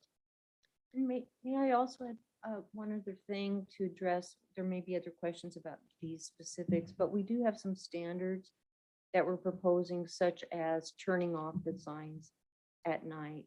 So that's directly intended to reduce impacts to residential zones. Councilmember Stewart? Thank you. A few questions. I want to add a comment, my comment to go along with Councilmember Newman. I'm concerned that, and I'm thinking about the high school. I met a lot of people who live right across the street from the high school, and are we considering the fact that they're just across the street from a ERBS in our designation of where they can put it? I mean, it looks like we're giving carte blanche approval as long as it's at the school. And I'm not sure I agree with that, because there are a lot of people who live across the street that might be impacted by that sign. Plus, they have one right by the Sunset Stadium. I think that's what it's called. Will that be going away then? Can you kind of explain those two, or answer those two questions first, please? Sure, I will try, and I'm sorry, I don't know as much about the school site and what exists there now as you do. The school has some existing digital message signs on one I know of on Main Street, and that's probably what they have on Valley Avenue, if that's the sign you're speaking of. Yeah, I think it is right by the football stadium. And both of those are actually, they're actually non-conforming. They actually aren't allowed in our code right now. So they could never tear down those signs and build a new digital message sign, because even in the existing code, digital message signs are restricted to 7 feet high and a certain, they might meet the square footage, but they're too tall, I believe, for the current code. So if the high school wanted if the school district wanted a new electronic reader board sign at the high school, they would have to, under this proposal, they would have to make a choice of having one digital message sign and one reader board sign. So it sounds like one of the digital message signs would need to go away, or both, and be replaced by one electronic reader board sign. Okay, and so a general question throughout this whole thing is, just because the code allows some of these signs, are they subject to approval before they're installed, before they come live? They are signs under our code and under the codes of most cities are not required to go through any type of council approval or design review. It's usually a straight building permit. It's a sign permit with some building official review of attachments and footings and so on. Okay. So the signs, electronic reader board signs or digital message signs on city controlled property would go through city council review. But a digital message sign or an electronic reader board sign on the school property would not, at least the way this code is worded, be required to go through any special kind of design by the community. But they would have to get some sort of a permit. Yes, and that's really reviewing structural issues, looking at whether or not they comply with the standards for lighting and how quickly the messages change and so forth. Okay. Next question, generally about the neighborhood commercial zone. Did I understand, and I think I read through most of this, but I'm a little confused. The digital message signs are only allowed in neighborhood commercial zones for government agency buildings. Am I saying that correctly? They're under the current code, they're only allowed in neighborhood commercial zones for regional community centers and schools also. Ah, okay. But the odd thing about that is we don't have schools in neighborhood commercial. Yeah, So when the neighborhood commercial area where the YMCA is located was rezoned to general commercial, the YMCA lost that digital message sign. I see. Okay, well, that clarifies it a little bit. As I've ridden my bike around town quite a bit, I see a lot of signs by churches. with nice little scriptural references or title of the sermon kind of messages. Can those pastors or the heads of those churches, would they be able to change out those manual type signs with the digital message signs? Not under what's proposed here. Churches wouldn't be considered one of these entities like a government agency or a school district. So they would not be allowed, and they currently are not allowed, digital message signs. Churches do, through their conditional use permit that they're required to get, churches do go through a review of the signs that they're proposing or that they're going to install. So there is some public review of the church signs, but they currently would not be allowed to have an electronic reader board sign or a digital message sign. Okay, I'm a little troubled by the fact that we're not allowing them to upgrade the technology associated with their signs. Not that the electronic reader board signs probably would be very appropriate in front of a church, but especially digital message signs. I don't know if there's a way that you could throw that back to your department and discuss that a little further. And let's see if I got any other questions. So in essence, because every school could have a digital message sign theoretically in Sumner, is that correct? If the school district wanted to light up the sky with all these signs, they could do that? No, so under the current code, schools could have a digital message sign only if they were located in a neighborhood commercial zone. And so we're proposing to get rid of that neighborhood commercial zone provision and say any school could have a digital message sign if it meets those standards, which is 7 feet high and the size limit. which is Okay, not- so the restrictions on size, irrespective of the zone where the school is, if it's a school and the school district or the school administration wants to put a sign there, as long as it complies with the size, it will be permitted under this revision. Is that correct? Yes, that is correct. That's what's proposed. Okay, and again, I guess the YMCA sign, the picture of it that's on your slide here, that's fairly innocuous. It's not overly bright. I don't know, I haven't seen it at night necessarily, but I'm concerned again with lighting up neighborhoods where there's schools, where there's probably people living across the street. So I'm concerned about that. So that's the end of my comments. Thank you. Councilmember Reed? Thank you. So my question is on some of the extra impacts. So having it a regulation to turn the sign off at night, does that go for all of the signs or ones in certain areas? That would be for all electronic reader board signs that are controlled by public agencies. So the city, the school district sign at the high school, and the library. Okay, so it would not impact the existing one over on 410? No. Okay. No, and the way this is structured is electronic reader board signs controlled and put up by a public agency are totally different from the limited commercial electronic reader board. Okay. signs. Very different standards. Okay. yeah. That clarifies it. Thank you. So Ann, I have Mr. Brown, you want to go before me?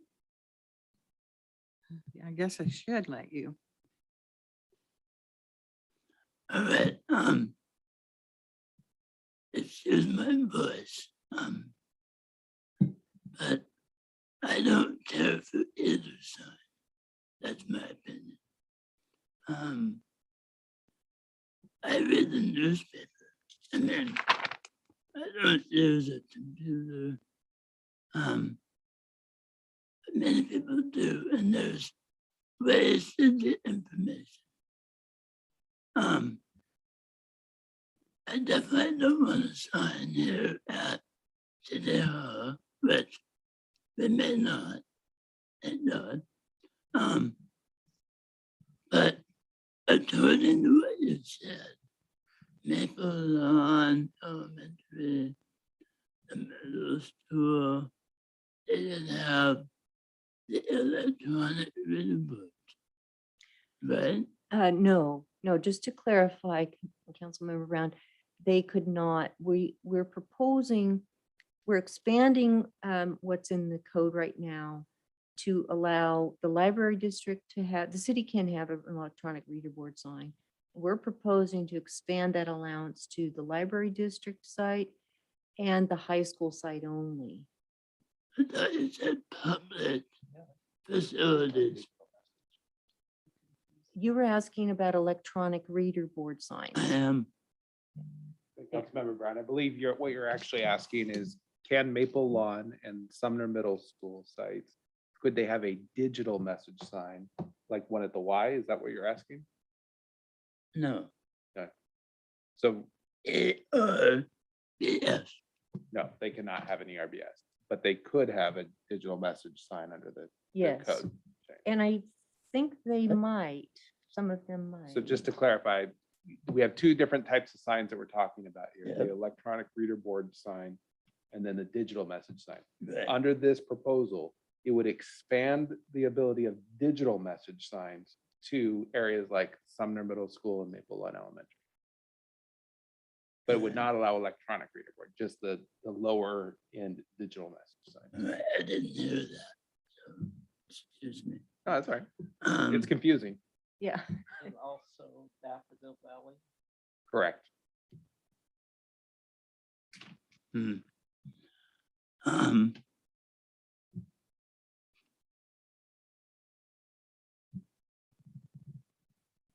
So digital signs should stay on all night. Digital message signs could stay on all night. And they're usually, we currently have no limitation on that. They're currently very low level lighting. They're usually, as you see in the YMCA sign on your screen, they're usually the low level yellow lights. And it may even be as a practice that those who have these signs do turn them off at night when there's nobody driving by and viewing them. But we don't have a requirement for them to turn those off. And the thinking is that because they're relatively low impact.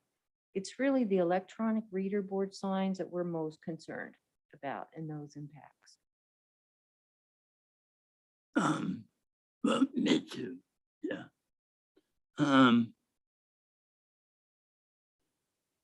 When push comes, to shove up a bit on this, but I don't like the ERBS anywhere. The one at the YMCA, not bad. So if I have to have a sign, I prefer to have something like that. And on the monument that they have, not freestanding like a car lot. Yeah, I'm not in the ERBS because of the impact on the neighborhood. All right. Thank you. So I'm going to ask Anne a question. Are the electronic reader board signs that you say they are going to be allowed west of the river, or they are allowed west of the river? Does this open it up to any business along there to have that as an option that they can do? Yes, it does. And just to clarify, that provision already was in the code to allow any business west of the river to have an electronic reader board sign like the cannery. And that provision was in the code back when that area was zoned general commercial. Mhm. And then we changed the zone for that whole area to town center code. But we never went back and changed the sign code to transfer that allowance over. So there was a little bit of time where staff had inadvertently prohibited the old cannery sign, which wasn't the intent. So once the zone changed, there was that gap. And so this is really addressing a gap, not really changing what the council had already voted for, probably in Yeah, 20, but prior to we, 2018. but we voted for that to allow the cannery.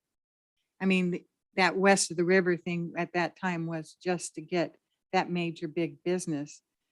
But I don't want to allow, I mean, I don't want to allow that it can be anywhere in that new area that I think we're bringing it into the city limits, aren't we? That is not, yes, I understand what you're saying, the Houston Road Mhm. annexation area. That's actually not going to be in the town center plan area. That's going to be, this does start to get really confusing. That area where Snyder Petroleum is, Wayne's Roofing on the other side of Houston is coming in, proposing to come in, but they are going to have on the south valley, that's going to be light industrial, the Snyder, where Wayne's Roofing is. On the north side of Valley, it's going to be general commercial. And the proposed code is, it won't be in the town center zone. So that area is not going to be affected by this.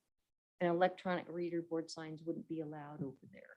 Okay, you're assuring me that that's what this is. Yeah. Because when I think of the one side of it is just the river. So I know nobody on that side can get it, but the other people that are on the other side of Houston could end up with signs that they want to put up that could almost be read from the curve of 410 or something, or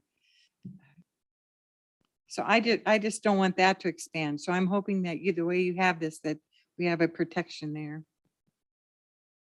So you are comfortable though with kind of the current status quo where it's west of the river, east of Houston, in that strip that is part of town center. That continues a little bit north of the new restaurant that the old cannery owner is going to be putting in. That's all town center. I think I'm going to have to actually look at a real map to get my mind around that. So that would be that the new restaurant could put up a electronic reader board sign? Yeah. I think believe I'm that going to, is I the think I'm going to case, say I'm yes. uncomfortable with that. So I'll give someone else a chance here. Hoping I gave Councilmember Newman. Oh, yes, thank you. So I have a process question. Comp plan amendments work similarly to like as ordinances. So in other words, if we wanted to, when this comes up, we can offer an amendment to say for hypothetically speaking, to amend it so that we take ERBs off the table, but instead replace it with still allow digital message signs at the locations where ERBs are proposed. Yeah, these are adopted by ordinance, so the amendment process is there. We just ask if you're gonna make any sort of amendments, to please work with staff. And I was Yeah. gonna talk after all the questions about next steps for this, because I think that it probably is gonna require some further conversations Okay. at the council level. Thank you. And do you want to address Deputy Mayor Hochstetter's question regarding town center plan? Yeah, so on my screen here, I'll see if I can make this just a little bit larger. The yellow line is the boundaries of the town center. So this is the old cannery site. The river, this would be the new restaurant north of Valley or Main rather. So all of this is within the town center. So this is the area that would be allowed an electronic reader board sign. So what is that up north? What is that right there? That is, yeah, it's an underdeveloped lot. I think there's one house on it. The power plant, I believe, is right there. So And- it's possible development? Future development is possible, yes.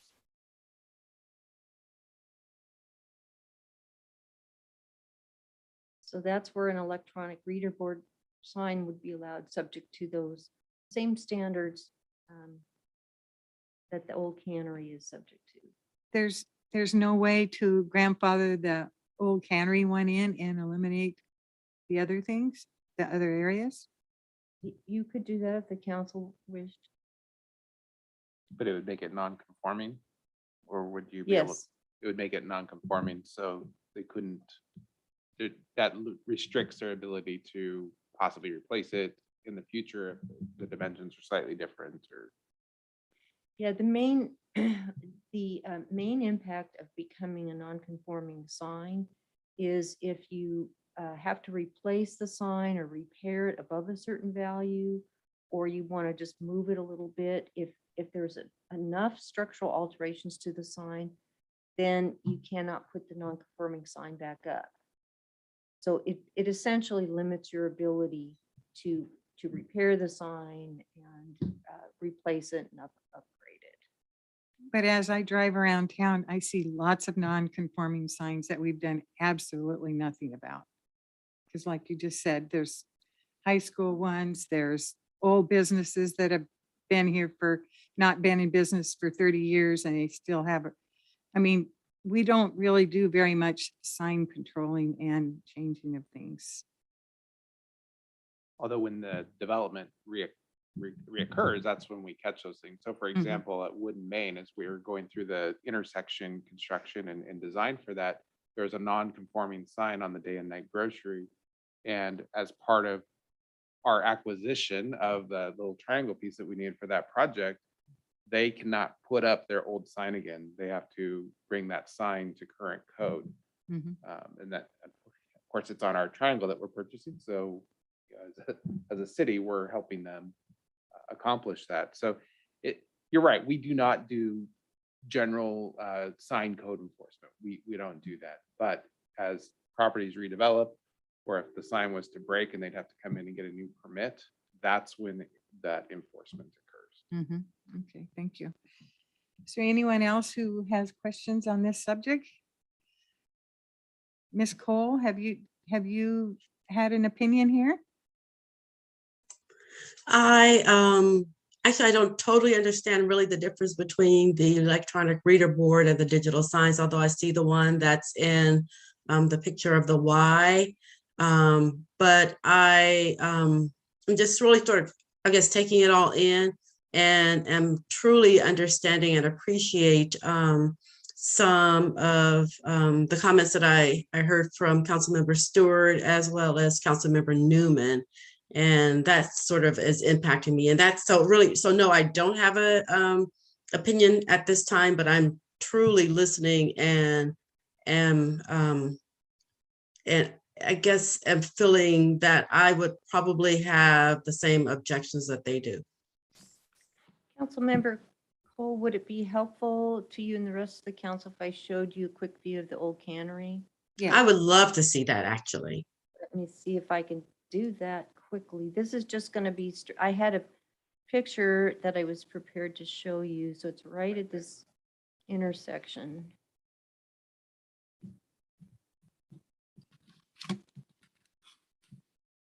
There it Okay. is. There, let me Okay. zoom in a little bit. And this changes pretty frequently. I would say if you're sitting at that intersection, it might change 3 times. Sometimes, sometimes there will be some event information on the sign, but it's usually advertising products, goods for sale at the old cannery. I think I can get another view here. So there's another example. Can't seem to zoom in here. Let's see if I can get another view for you.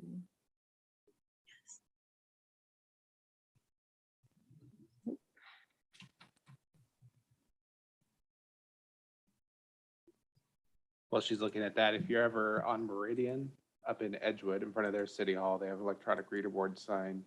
City of Milton has one on Milton Way as well as on Porter Way. And I believe Enumclaw has one. It's on Cole. but don't quote me on that. So they are Well- definitely around. Mhm. You're out and about.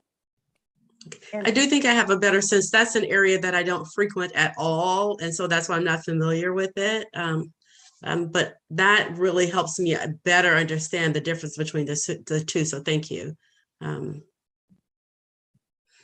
But I do believe, well, I would say that I do agree that it seems to me that a business like the car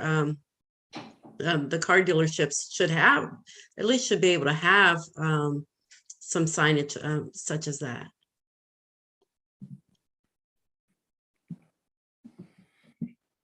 Thank you, Councilmember Batero.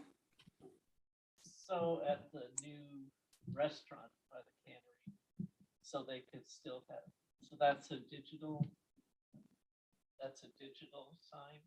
That or would is be that electronic? an electronic reader board sign. So you could see something like the old cannery sign. I don't think that the digital signs need to be just limited to high school. I think it, I think other elementary school, middle school. Like I see the one at the Y often, both day and night, and it's really not very, it doesn't just glare at you. So I would see that would be a good choice for those places. And like you said, they're a government agency, and if the schools want to invest in a sign, they'd have to come up with the money. But I know in the past they've talked about the possibility at Maple Lawn, and so I still think they should be given that option. So just to clarify, if you're looking at the YMCA digital message sign, you Yeah. would support allowing other schools other than just the high school Right. to have a similar sign. Now, would you support allowing the other schools to have an electronic reader board sign I think like the old cannery? No, I big- think the okay. digital, I mean, and Okay, thank that you. would serve the purpose of getting a message out, like say their PTA meetings or their fairs, the book fairs and things like that. So I think that would be sufficient. I don't think they need the electronic board. Well, my board is clear for now. Is there anyone else who would like to have one last chance at a question? So if not, Anne, thank you very much. Sorry you have such a confusing subject. If I may, while it's still fresh. We got to go more. Yeah, we do have Okay. one more. And thank you for being patient and sitting through this long discussion this evening. What I'd like to do, if we could, while it's fresh in your minds, if I could get a better understanding of where the council's going with digital message signs and electronic reader board signs. And I guess the question would be, do you support allowing digital message signs at all the schools? And that's the YMCA type of sign, the low impact. And then question number 2 would be, do you support allowing electronic reader board sign at the high school? And do you want to allow it on other commercial sites? That's a lot. I think, while I want your opinions, I think it's probably better that we come back and have a separate study session to discuss this further. Okay, we could do that, because what I'd like to do is have enough direction from you that I could rewrite parts of the code. But I'm not able to do that with the information that I have tonight. Not fully understanding where you all want to go with this, except for Mr. Brown. I think we can work on it. Okay, and I have an then idea, I have a good okay. Okay, Anne, so I Alright, guess thank I'm going to you. give you an opportunity to go on to the next one. You're not going to cut me off. All right. gas thank you. stations, limited allowed zones.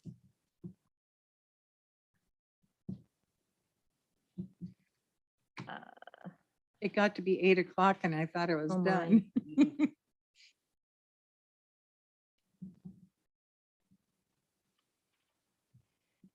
So the third proposal in these 2022 updates is to restrict the zones where gas stations are allowed. Currently, they're allowed in general commercial, interchange commercial, and industrial zones. And the proposal is to no longer allow them in general commercial. So for those of you who don't work with zoning maps every day like we do, our general commercial areas, if you can picture Fred Meyer's site, the corner of Valley and Main Street, those are all general commercial. Along Main Street is mostly general commercial, and East Main. And those areas would no longer be allowed to have gas stations. And the goal here is to reduce the impacts of gas stations as they have, which can be noise, odor. There are also auto-oriented uses in our prime commercial areas. And we have a goal of keeping our downtown pedestrian-oriented, pedestrian-friendly. So this would be consistent with some of the other goals we have for our prime commercial areas. We would still allow gas stations in 3 zones, and that would be interchange commercial, which is this red cross-hatched area up by Mustard Seed and 24th, and the auto lane area south of 410. Those are interchange commercial zones. So we have gas stations there and they would still be allowed. And then we'd allow them still in our industrial zones, which is pretty much all the purple area that you see. What this would do is it's going to create non-conforming gas stations. There will be 3 of them. The Fred Meyer site, which is over in here, the new 7-Eleven store that's coming in. Oh, I'm sorry, I'm in the wrong place. Fred Meyer site on Valley Avenue, the 7-Eleven gas station on Valley Avenue, and then the Pacific Pride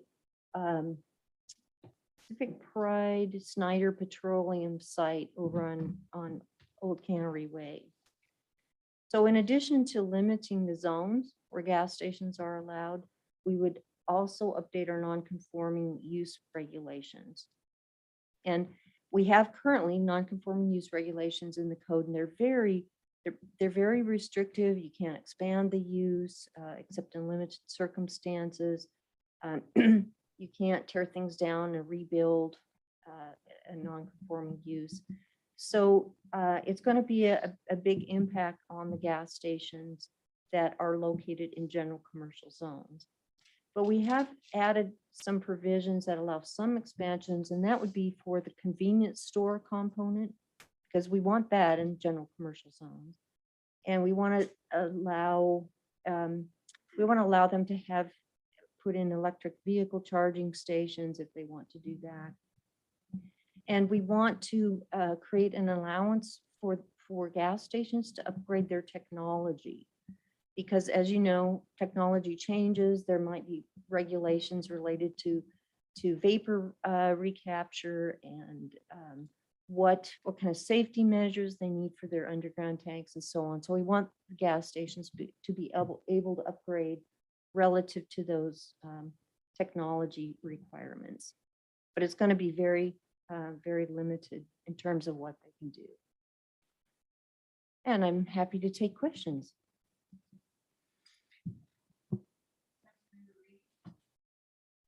Never mind. Thank you. So I have several questions on this one. One is the proposals on these were notified, was it by postcard for public hearing? Yes, thank you for asking about that. We send out the usual public notice that we do for zoning code updates, which is newspaper notices, posting on our website. In this case, we weren't required to do so, but we did send notices to the gas stations that were going to be affected. So those had a postcard directly affecting them with lots of alarming language Yeah. in that said, please to call us for information because this is going to have an impact. So, one of my first questions is the ARCO station. How does that not? Does it not include, is that a different zone on that corner? Oh, yes. So the ARCO station is actually already non-conforming. Mhm. And the reason for that is when that area changed from general commercial to town center, Mhm. gas stations aren't allowed in the town center zone. Oh, So that became non-conforming back in 2018. okay. That's something I didn't understand at the time, because part of my concern is I don't have a problem with the restricting or preventing new stations from opening post 7-Eleven, because my understanding 7-Eleven's already in process, it's going to happen. I don't have a problem with that, but placing some of these non-conforming restrictions on the existing stations, I do have some problems or concerns with. One of those is I spoke with Steve Snyder for Snyder Energy and the Pacific Pride gas station. And he actually had several concerns because he's already in the funding process and received 150,000 toward remodeling and modernizing the Pacific Pride station, up to including replacing the tanks, the pumps, and possibly reconforming it along with the city to make it a better flow for the trucks and vehicles that come in and out of there. And that's something that's already started. But another concern that he raised specifically was that there are a lot of new regulations and new requirements coming down from the federal and state level. And part of his involvement in that is he's the president of the Washington Petroleum Distributors Association, I think it is, which is 80% of all petroleum distribution in the state. And some of the new regulations that are in the process of coming down include a potential requirement of a DEF tank. And I'm trying to get my mind, I'm not a petroleum expert, so I'm trying to wrap my mind about it, but it's diesel something fluid. And it's a supplemental fluid that goes along with diesel fuel and is likely to be a requirement to accompany diesel fuel pumps. So, and which would require a new tank and pump. And then the other one that he mentioned was the E15 gas, the high ethanol gas fuel, E15, which cannot run on existing pumps or tanks. You have to replace and upgrade the tanks and pumps or put in new ones that accommodate that new fuel standard. And the expectation is that that's going to be a requirement for existing stations. So by placing some of these non-conforming rules, we would be preventing them from being able to be compliant with federal or state rules that are coming down. So that's a concern. The other one is that adding EV charging stations, which is allowed according to this, because that's part of the planning that he's looking at, is also having some EV stations to accommodate larger, like industrial size vehicles. But the purpose of that conversation was mainly for my idea to try and wrap my mind around, okay, what do those restrictions mean? And I think they have a lot of unanticipated impacts, because my concern is not that I understand we don't want to allow new stations coming in, but at the same time, I'm not in the business of forcing out the ones that are already here. And I have no interest in going that direction.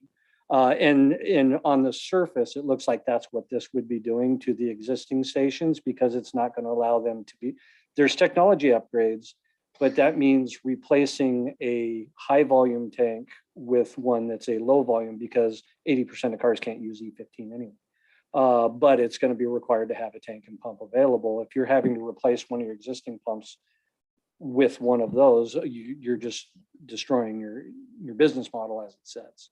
So I would be more in favor of supporting the restriction on future locations, but not place the non-conforming restrictions onto the existing stations.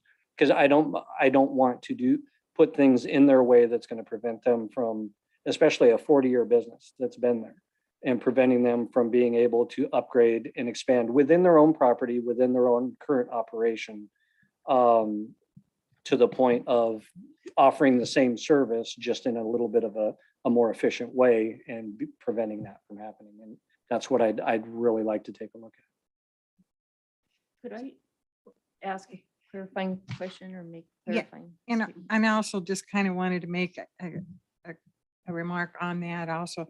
And is that any of those things that Mr. Reed has brought forward, can they be considered the upgrade of technology? That's what I would like to take a look at, because I believe that really was the intent. Uh-oh, the city attorney. is Sure, coming they up. called the I'm in attorney on me. trouble. No, you're not in trouble. They muted me. I don't have a microphone at my table. So I had to come here in order to speak. I want to make a really important distinction, Councilmember Reed. Any upgrade or requirement that is mandated by law does not apply to a non-conforming use. It is allowed to be implemented if it comes down from the federal or state level. Even if it requires an expansion of tanks and pumps. Correct. If it is a legal requirement, Mhm. non-conforming code won't stand in the way of that. Okay. That helps a little. That still doesn't dissuade my overall opinion, but that helps a little bit, because the way I understood it from the conversation is that in order to provide those services, those are going to be additional tanks and pumps, not replacements of the existing pumps, because which he's also planning on doing is replacing the existing pumps and tanks and upgrading that entire facility. And which may or may not include a request to reorganize it and make it more efficient for everybody. But that I would hate to get in the way of a redevelopment of a business that's been here 40 years. So Right. And I'll let Ann speak to the upgraded technology and the way that she drafted the ordinances that are before you. But I wanted to make it very clear that if a business, non-conforming, legally non-conforming business is required to make upgrades pursuant to law, Mhm. they must and can. We will not stand in the way of that. okay, so that helps. So if the DEF and the E15 come up, that's potentially addressed then. Yes, and I thank you very much for that clarification. I think there's something else in our non-conforming code section that Speaks directly to gets that. at that. Nothing, very broad, just like that. Nothing in this code shall prevent you from upgrading due to safety and health and governmental regulations. So what we could do is go back to this language that we're proposing for gas stations and just make sure that that's consistent with what Ms. Marquez said, and also addresses the intent, which was to allow just the very thing that Councilmember Reed is describing, these kinds of upgrades Yeah. that we want to allow. So that's one thing we could do. I think the other option or the other aspect of this is it would be good to understand from Mr. Reed and the council, what about expanding, what's prohibited would be expanding your fuel pumps to add, say, another fuel canopy outside of this technology, solely for the purposes of expanding your service and your customer base. That's one thing that would be restricted. See, and that, I think that's part of what I have a concern with, because and he wasn't clear, because I haven't gotten to the point of how much he can reorientate the existing operation, but he doesn't want a restriction that's going to prevent him from even doing any of that. It doesn't, currently, I forget how many pumps he said there are. He said, if anything, there may be an add of 2 more pumps.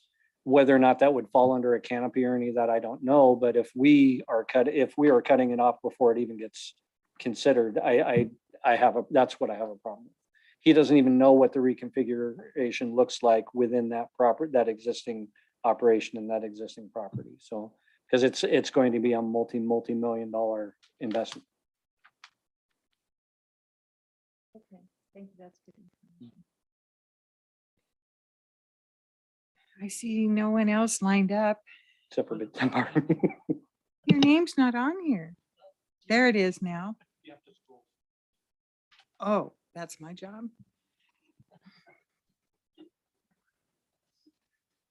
Councilmember Potato?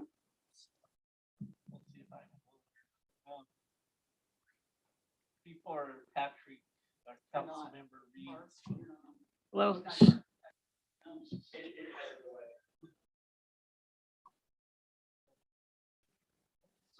Sometimes it delays a few seconds before. Do you want me to try it again? okay. So I believe I'm on now. So before Councilmember Reed spoke, I too was concerned about Snyder Petroleum and being caught where they might be restricted for, I didn't know that they had plans, but I just know that they're a pretty major supplier here in Sumner, and they're, an important business. So I'm glad to hear that, if there's something that's legally making it possible for them to make the changes, that's good, but I just don't want too many restrictions on them because I think like 10 years ago, we wouldn't have thought about plugins for electronic vehicles. What's the next 10 years or next 20 years? And so I'd like to see that they would have the opportunity to continue their business at the highest point that they, the highest quality that they can. So that's, and then I think Fred Meyer and 7-Eleven, I'm not that concerned about them, but I am more concerned about Snyder Petroleum. Thank you.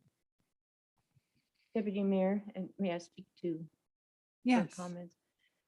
I would say one thing in general, for all of the council, we do need to be careful about treating our gas stations the same. And in terms of non-conform, we have a couple of options. We can create a part of the code that allows all of the technology updates that might come down for the next 40 years, which are a good thing if it upgrades and is more efficient and more environmentally safe. That's the intent of this code. Then another issue is expanding the other parts of that that are not required for upgrading to meet new regulations. So that would be the other thing that we would be restricting. That would say you can't add more fuel islands, you can't add another, here's a liquid natural gas, here's now a new diesel card lock facility here in addition to the retail fuel pumps over here. That would be restricted.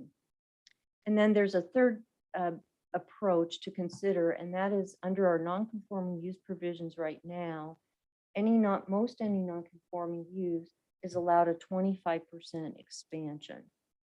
And that's actually what staff was proposing to take away from gas stations.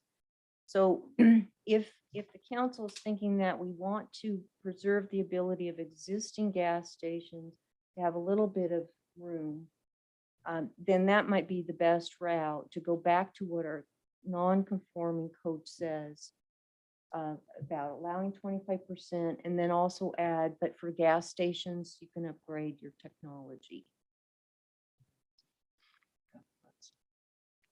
Sounds good. Okay, so, and wasn't this area that Pacific Pride in recently rezoned? No, that is, I could go back to the map again. That is to the north of the area that we adopted new designations for. So that is still general commercial. So it is general commercial. Yes. And so this is a use that is allowed as of now in general commercial, but will no longer be allowed in general commercial. Gas stations will no longer be allowed in general commercial. I think it might be helpful to keep in mind a distinction about the uses on the site. There's Snyder Petroleum, which is a wholesale fuel, maybe diesel, wholesale fuel distributor with underground storage tanks. That's one use. And then there's the Pacific Pride I believe, Card Luck facility there. Very, quite a small fuel island, but that serves trucks and commercial customers. So the Pacific Pride facility is a gas station that would be subject to these regulations. The Snyder Petroleum side of this would not be subject to that. It's not considered a gas station. The definition of gas stations is it's a retail type of an endeavor, not a wholesale distributor of fuel products. And Snyder Petroleum is actually non-conforming right now in terms of other provisions in our code. So I think we need to separate out, even though they kind of share the same site and there might be some parcel overlap. Snyder Petroleum is a totally different type of use than the gas station. Okay, because my concern is I do want to treat all gas stations in the way we're going to do it equally and the same. I just don't like the idea of every business owner is going to squawk for exactly what they want. But I think they are allowed to put in their opinions, but I don't think that we can just take and change everything to fit what one person hopes to expand to. And I've seen those kind of proposals. And every time we even try to just satisfy and make everybody happy, we end up with some sort of a problem down the road. So, I mean, I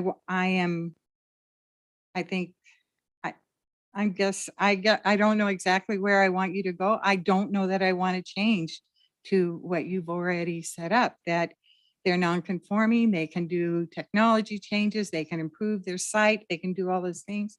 But we don't need to make requirements that they're allowed to expand their businesses.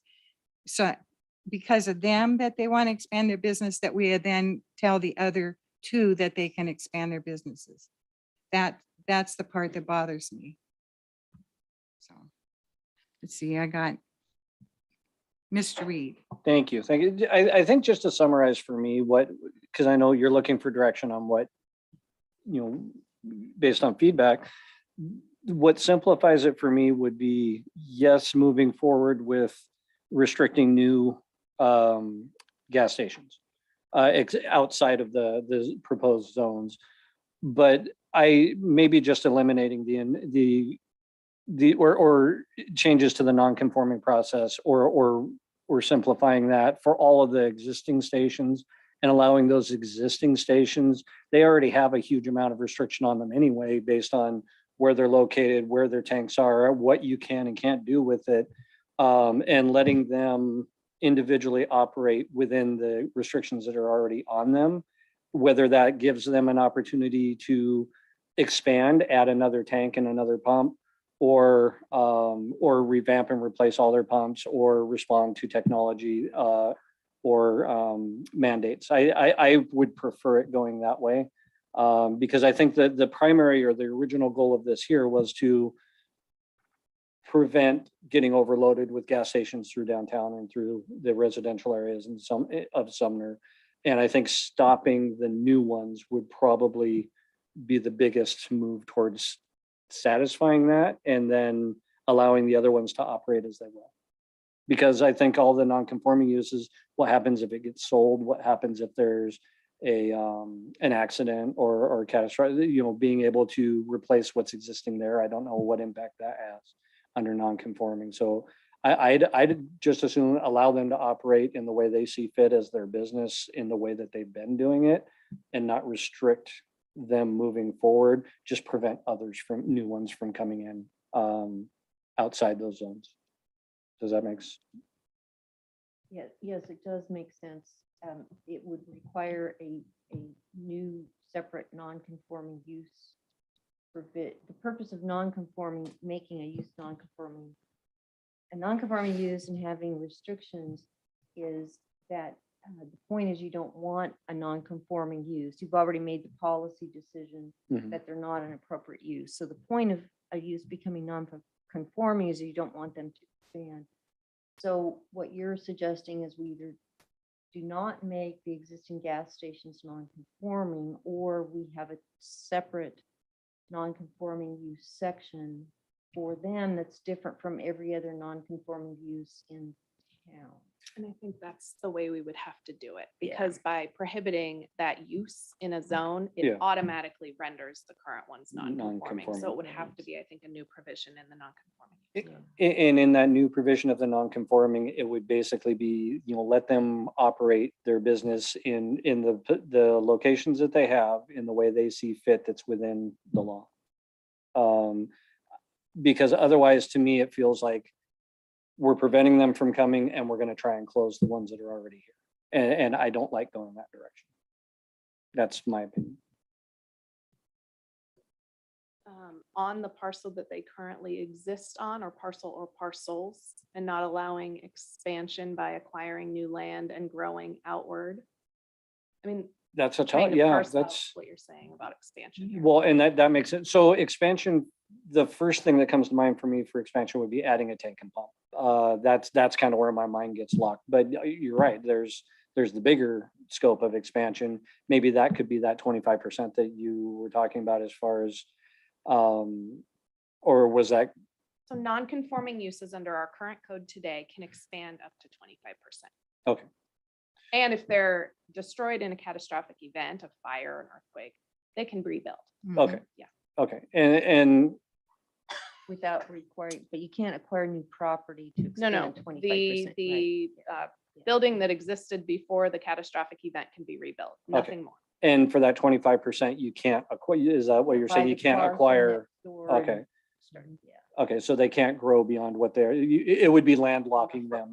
Yeah, it'd be a footprint of what they already have. And I'm not a huge fan of that either for an existing business. A new one I can understand, but it's somebody that's, especially each one of them is more than 10 years and Snyder's been there at least 40 for that Pacific Pride location. So placing restrictions on them now, I think I'm not a big fan of that, but they're already somewhat landlocked in the locations that they have. So I don't see the necessity on that part. But overall, less restriction on the existing ones, prevent the new ones. That, I guess that's the high level look at it, is not to continue to add to the non-conforming uses, because I would not be supporting something that's going to continue to chip away at their ability to do their business.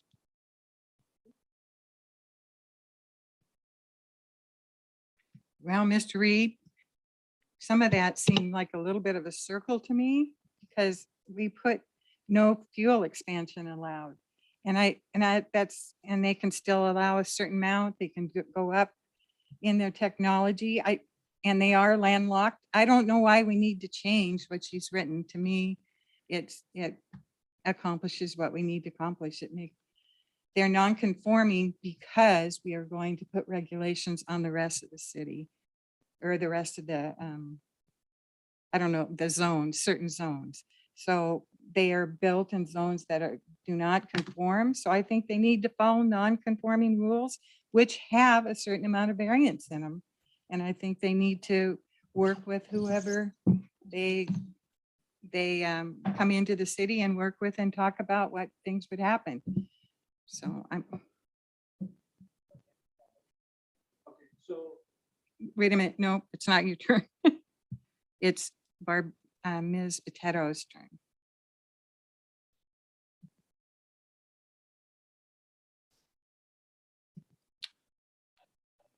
Yeah, I think you I turned think it you off. turned so it off. So do I turn it on again somehow? There you go. Okay.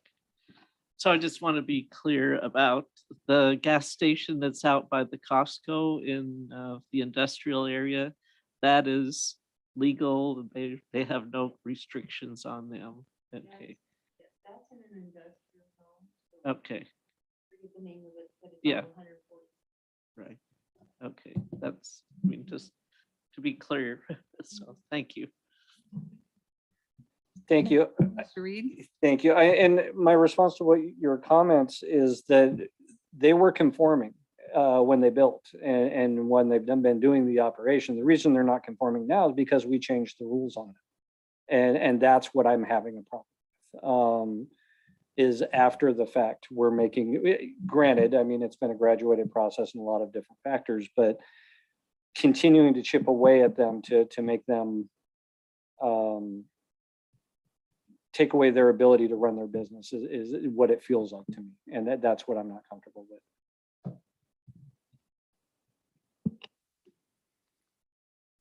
Is there anyone else who would like to speak on this subject? Mr. Wilson? I'll defer first to Councilmember Cole and Stewart, who have just raised their hands, right? Oh. Right when you asked me, they raised their hands. Okay, Councilmember Cole? Well, I actually like the proposal of the gas station zones. As far as Fred Meyer and the upcoming 7-Eleven, to me, I don't see that there really is an opportunity for expansion. And 25% is, pretty good. I'm not familiar at all with Pacific Pride, but I am aware that there are a lot of citizens in the city who don't want any additional gas stations that are close by. And I can say that I would not want one close by where I live as well. So I totally understand that piece. But I like the idea of having restrictions as far as any new ones coming in. And I think that would actually help. I think it'd make it a little more safer. And I think will make some of our citizens a little bit happier. I don't know what that really means for Pacific Pride, but I don't see there's going to be a huge effect on Fred Meyer nor the 7-Eleven. Thank you. Councilmember Stewart? Thank you. I'm okay with how it's written. I prefer to keep it the way it is. And I have one other question. In the code revision back on page 57, it talks about gasoline service station and in which accessory uses may include tow trucks, minor vehicle repair, car wash facilities. The word may is always a bit of a struggle with me. Can you tell me how we regulate those types of activities?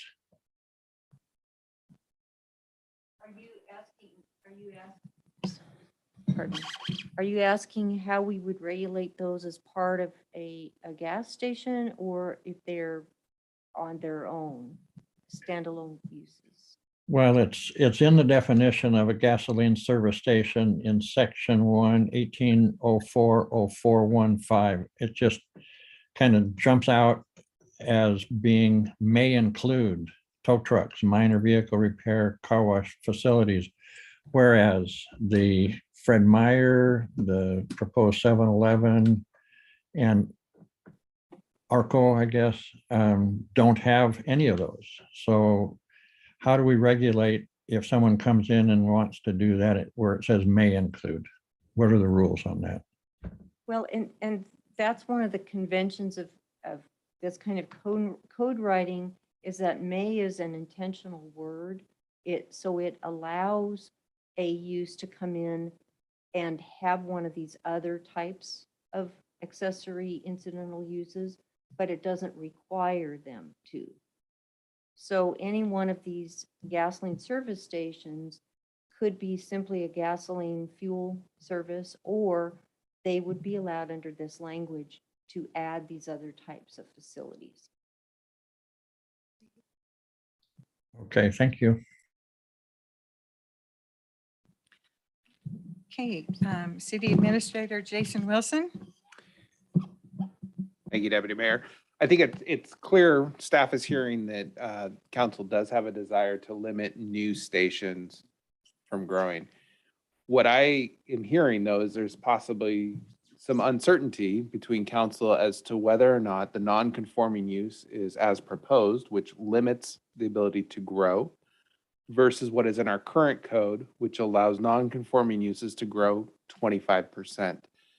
And I've heard all of you weigh in at different points, and I don't have a clear direction of which way Ann should be working on this. So if we could just go around the room one more time and just say if you're for allowing 25% expansion or not, that would give us kind of an indicator of how to write this. And then obviously other council members could propose an amendment to the contrary for that night. So go ahead, Ann. And 25%, the 25% that Mr. Wilson is referring to is what is already in our non-conforming use provisions. That's what most all the non-conforming uses in town receive is that ability to expand 25%. So this proposal would take the 25% allowance away from gas stations. And so it would be good to hear from the council if you'd like to keep that at the status quo and allow gas stations to have the same ability to expand by 25%. So my question to you is it 25% in space or land or 25% in tanks and merch things that they have on the existing property? The expansion, it relates to expanding the portion that is non-conforming. So the convenience store, for example, is not non-conforming. Bad way to say that. The convenience store is a retail component that they could expand to take up the whole site if they wanted to. What becomes non-conforming is the gas station, the fueling station part of it. So that's where the expansion is limited. Expansion relates to how much or can you at all expand the non-conforming piece of your use on the site. So the business comes in, the city decides with them how much is 25% expansion? They would come in and get permits for that from development services. And as part of that, they would show their site plan, what they're proposing to build, and staff would work with that customer to make that determination. Okay, thank you, Ann. Do I have anyone else who has questions?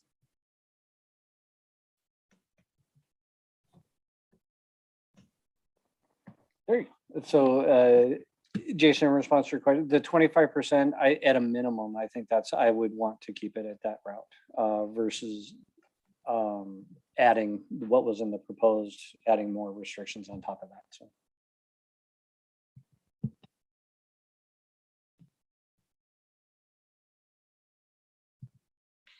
Councilmember Potato?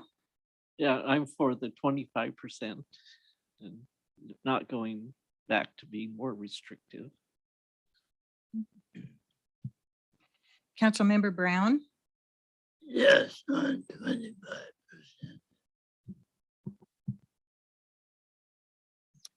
Is that enough of a reply for you? Okay.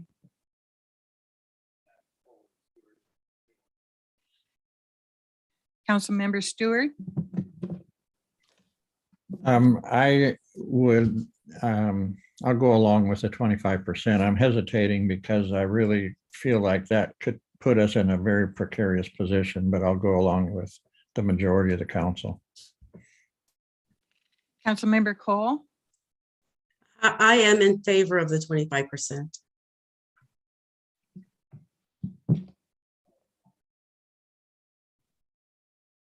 I don't know, you've had enough.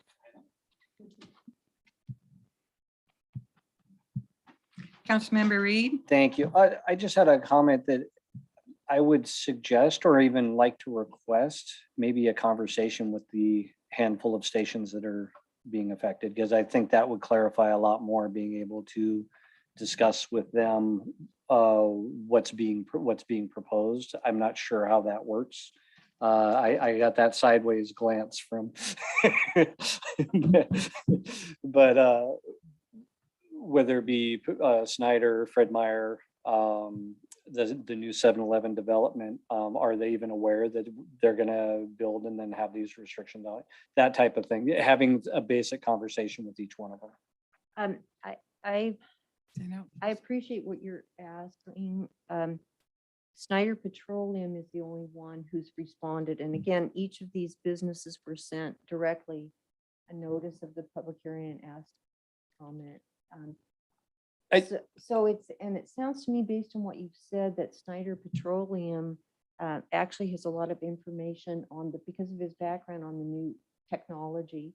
So it might be, that might be the most direct way for us to get some information on the new technology and to allow us to write that portion of the code a little more consistent with what the new technology is that might be coming, and make sure it's consistent with that overarching guideline that non-conforming uses can upgrade according to federal and state A- regulations. And I appreciate that. And I appreciate the, at least the letter or postcard attempt, but more, I don't know how you would do a more proactive or preemptive reach out to make contact with these organizations, especially when it's a small amount that are being impacted. And trying to at least attempt a conversation with them. That's just, especially something that could have such a big impact on each of those operations. We may not know that Fred Meyer is planning to, revamp their station or something related there. So I'm a fan of that reach out, especially when it's going to have an adverse impact or potentially.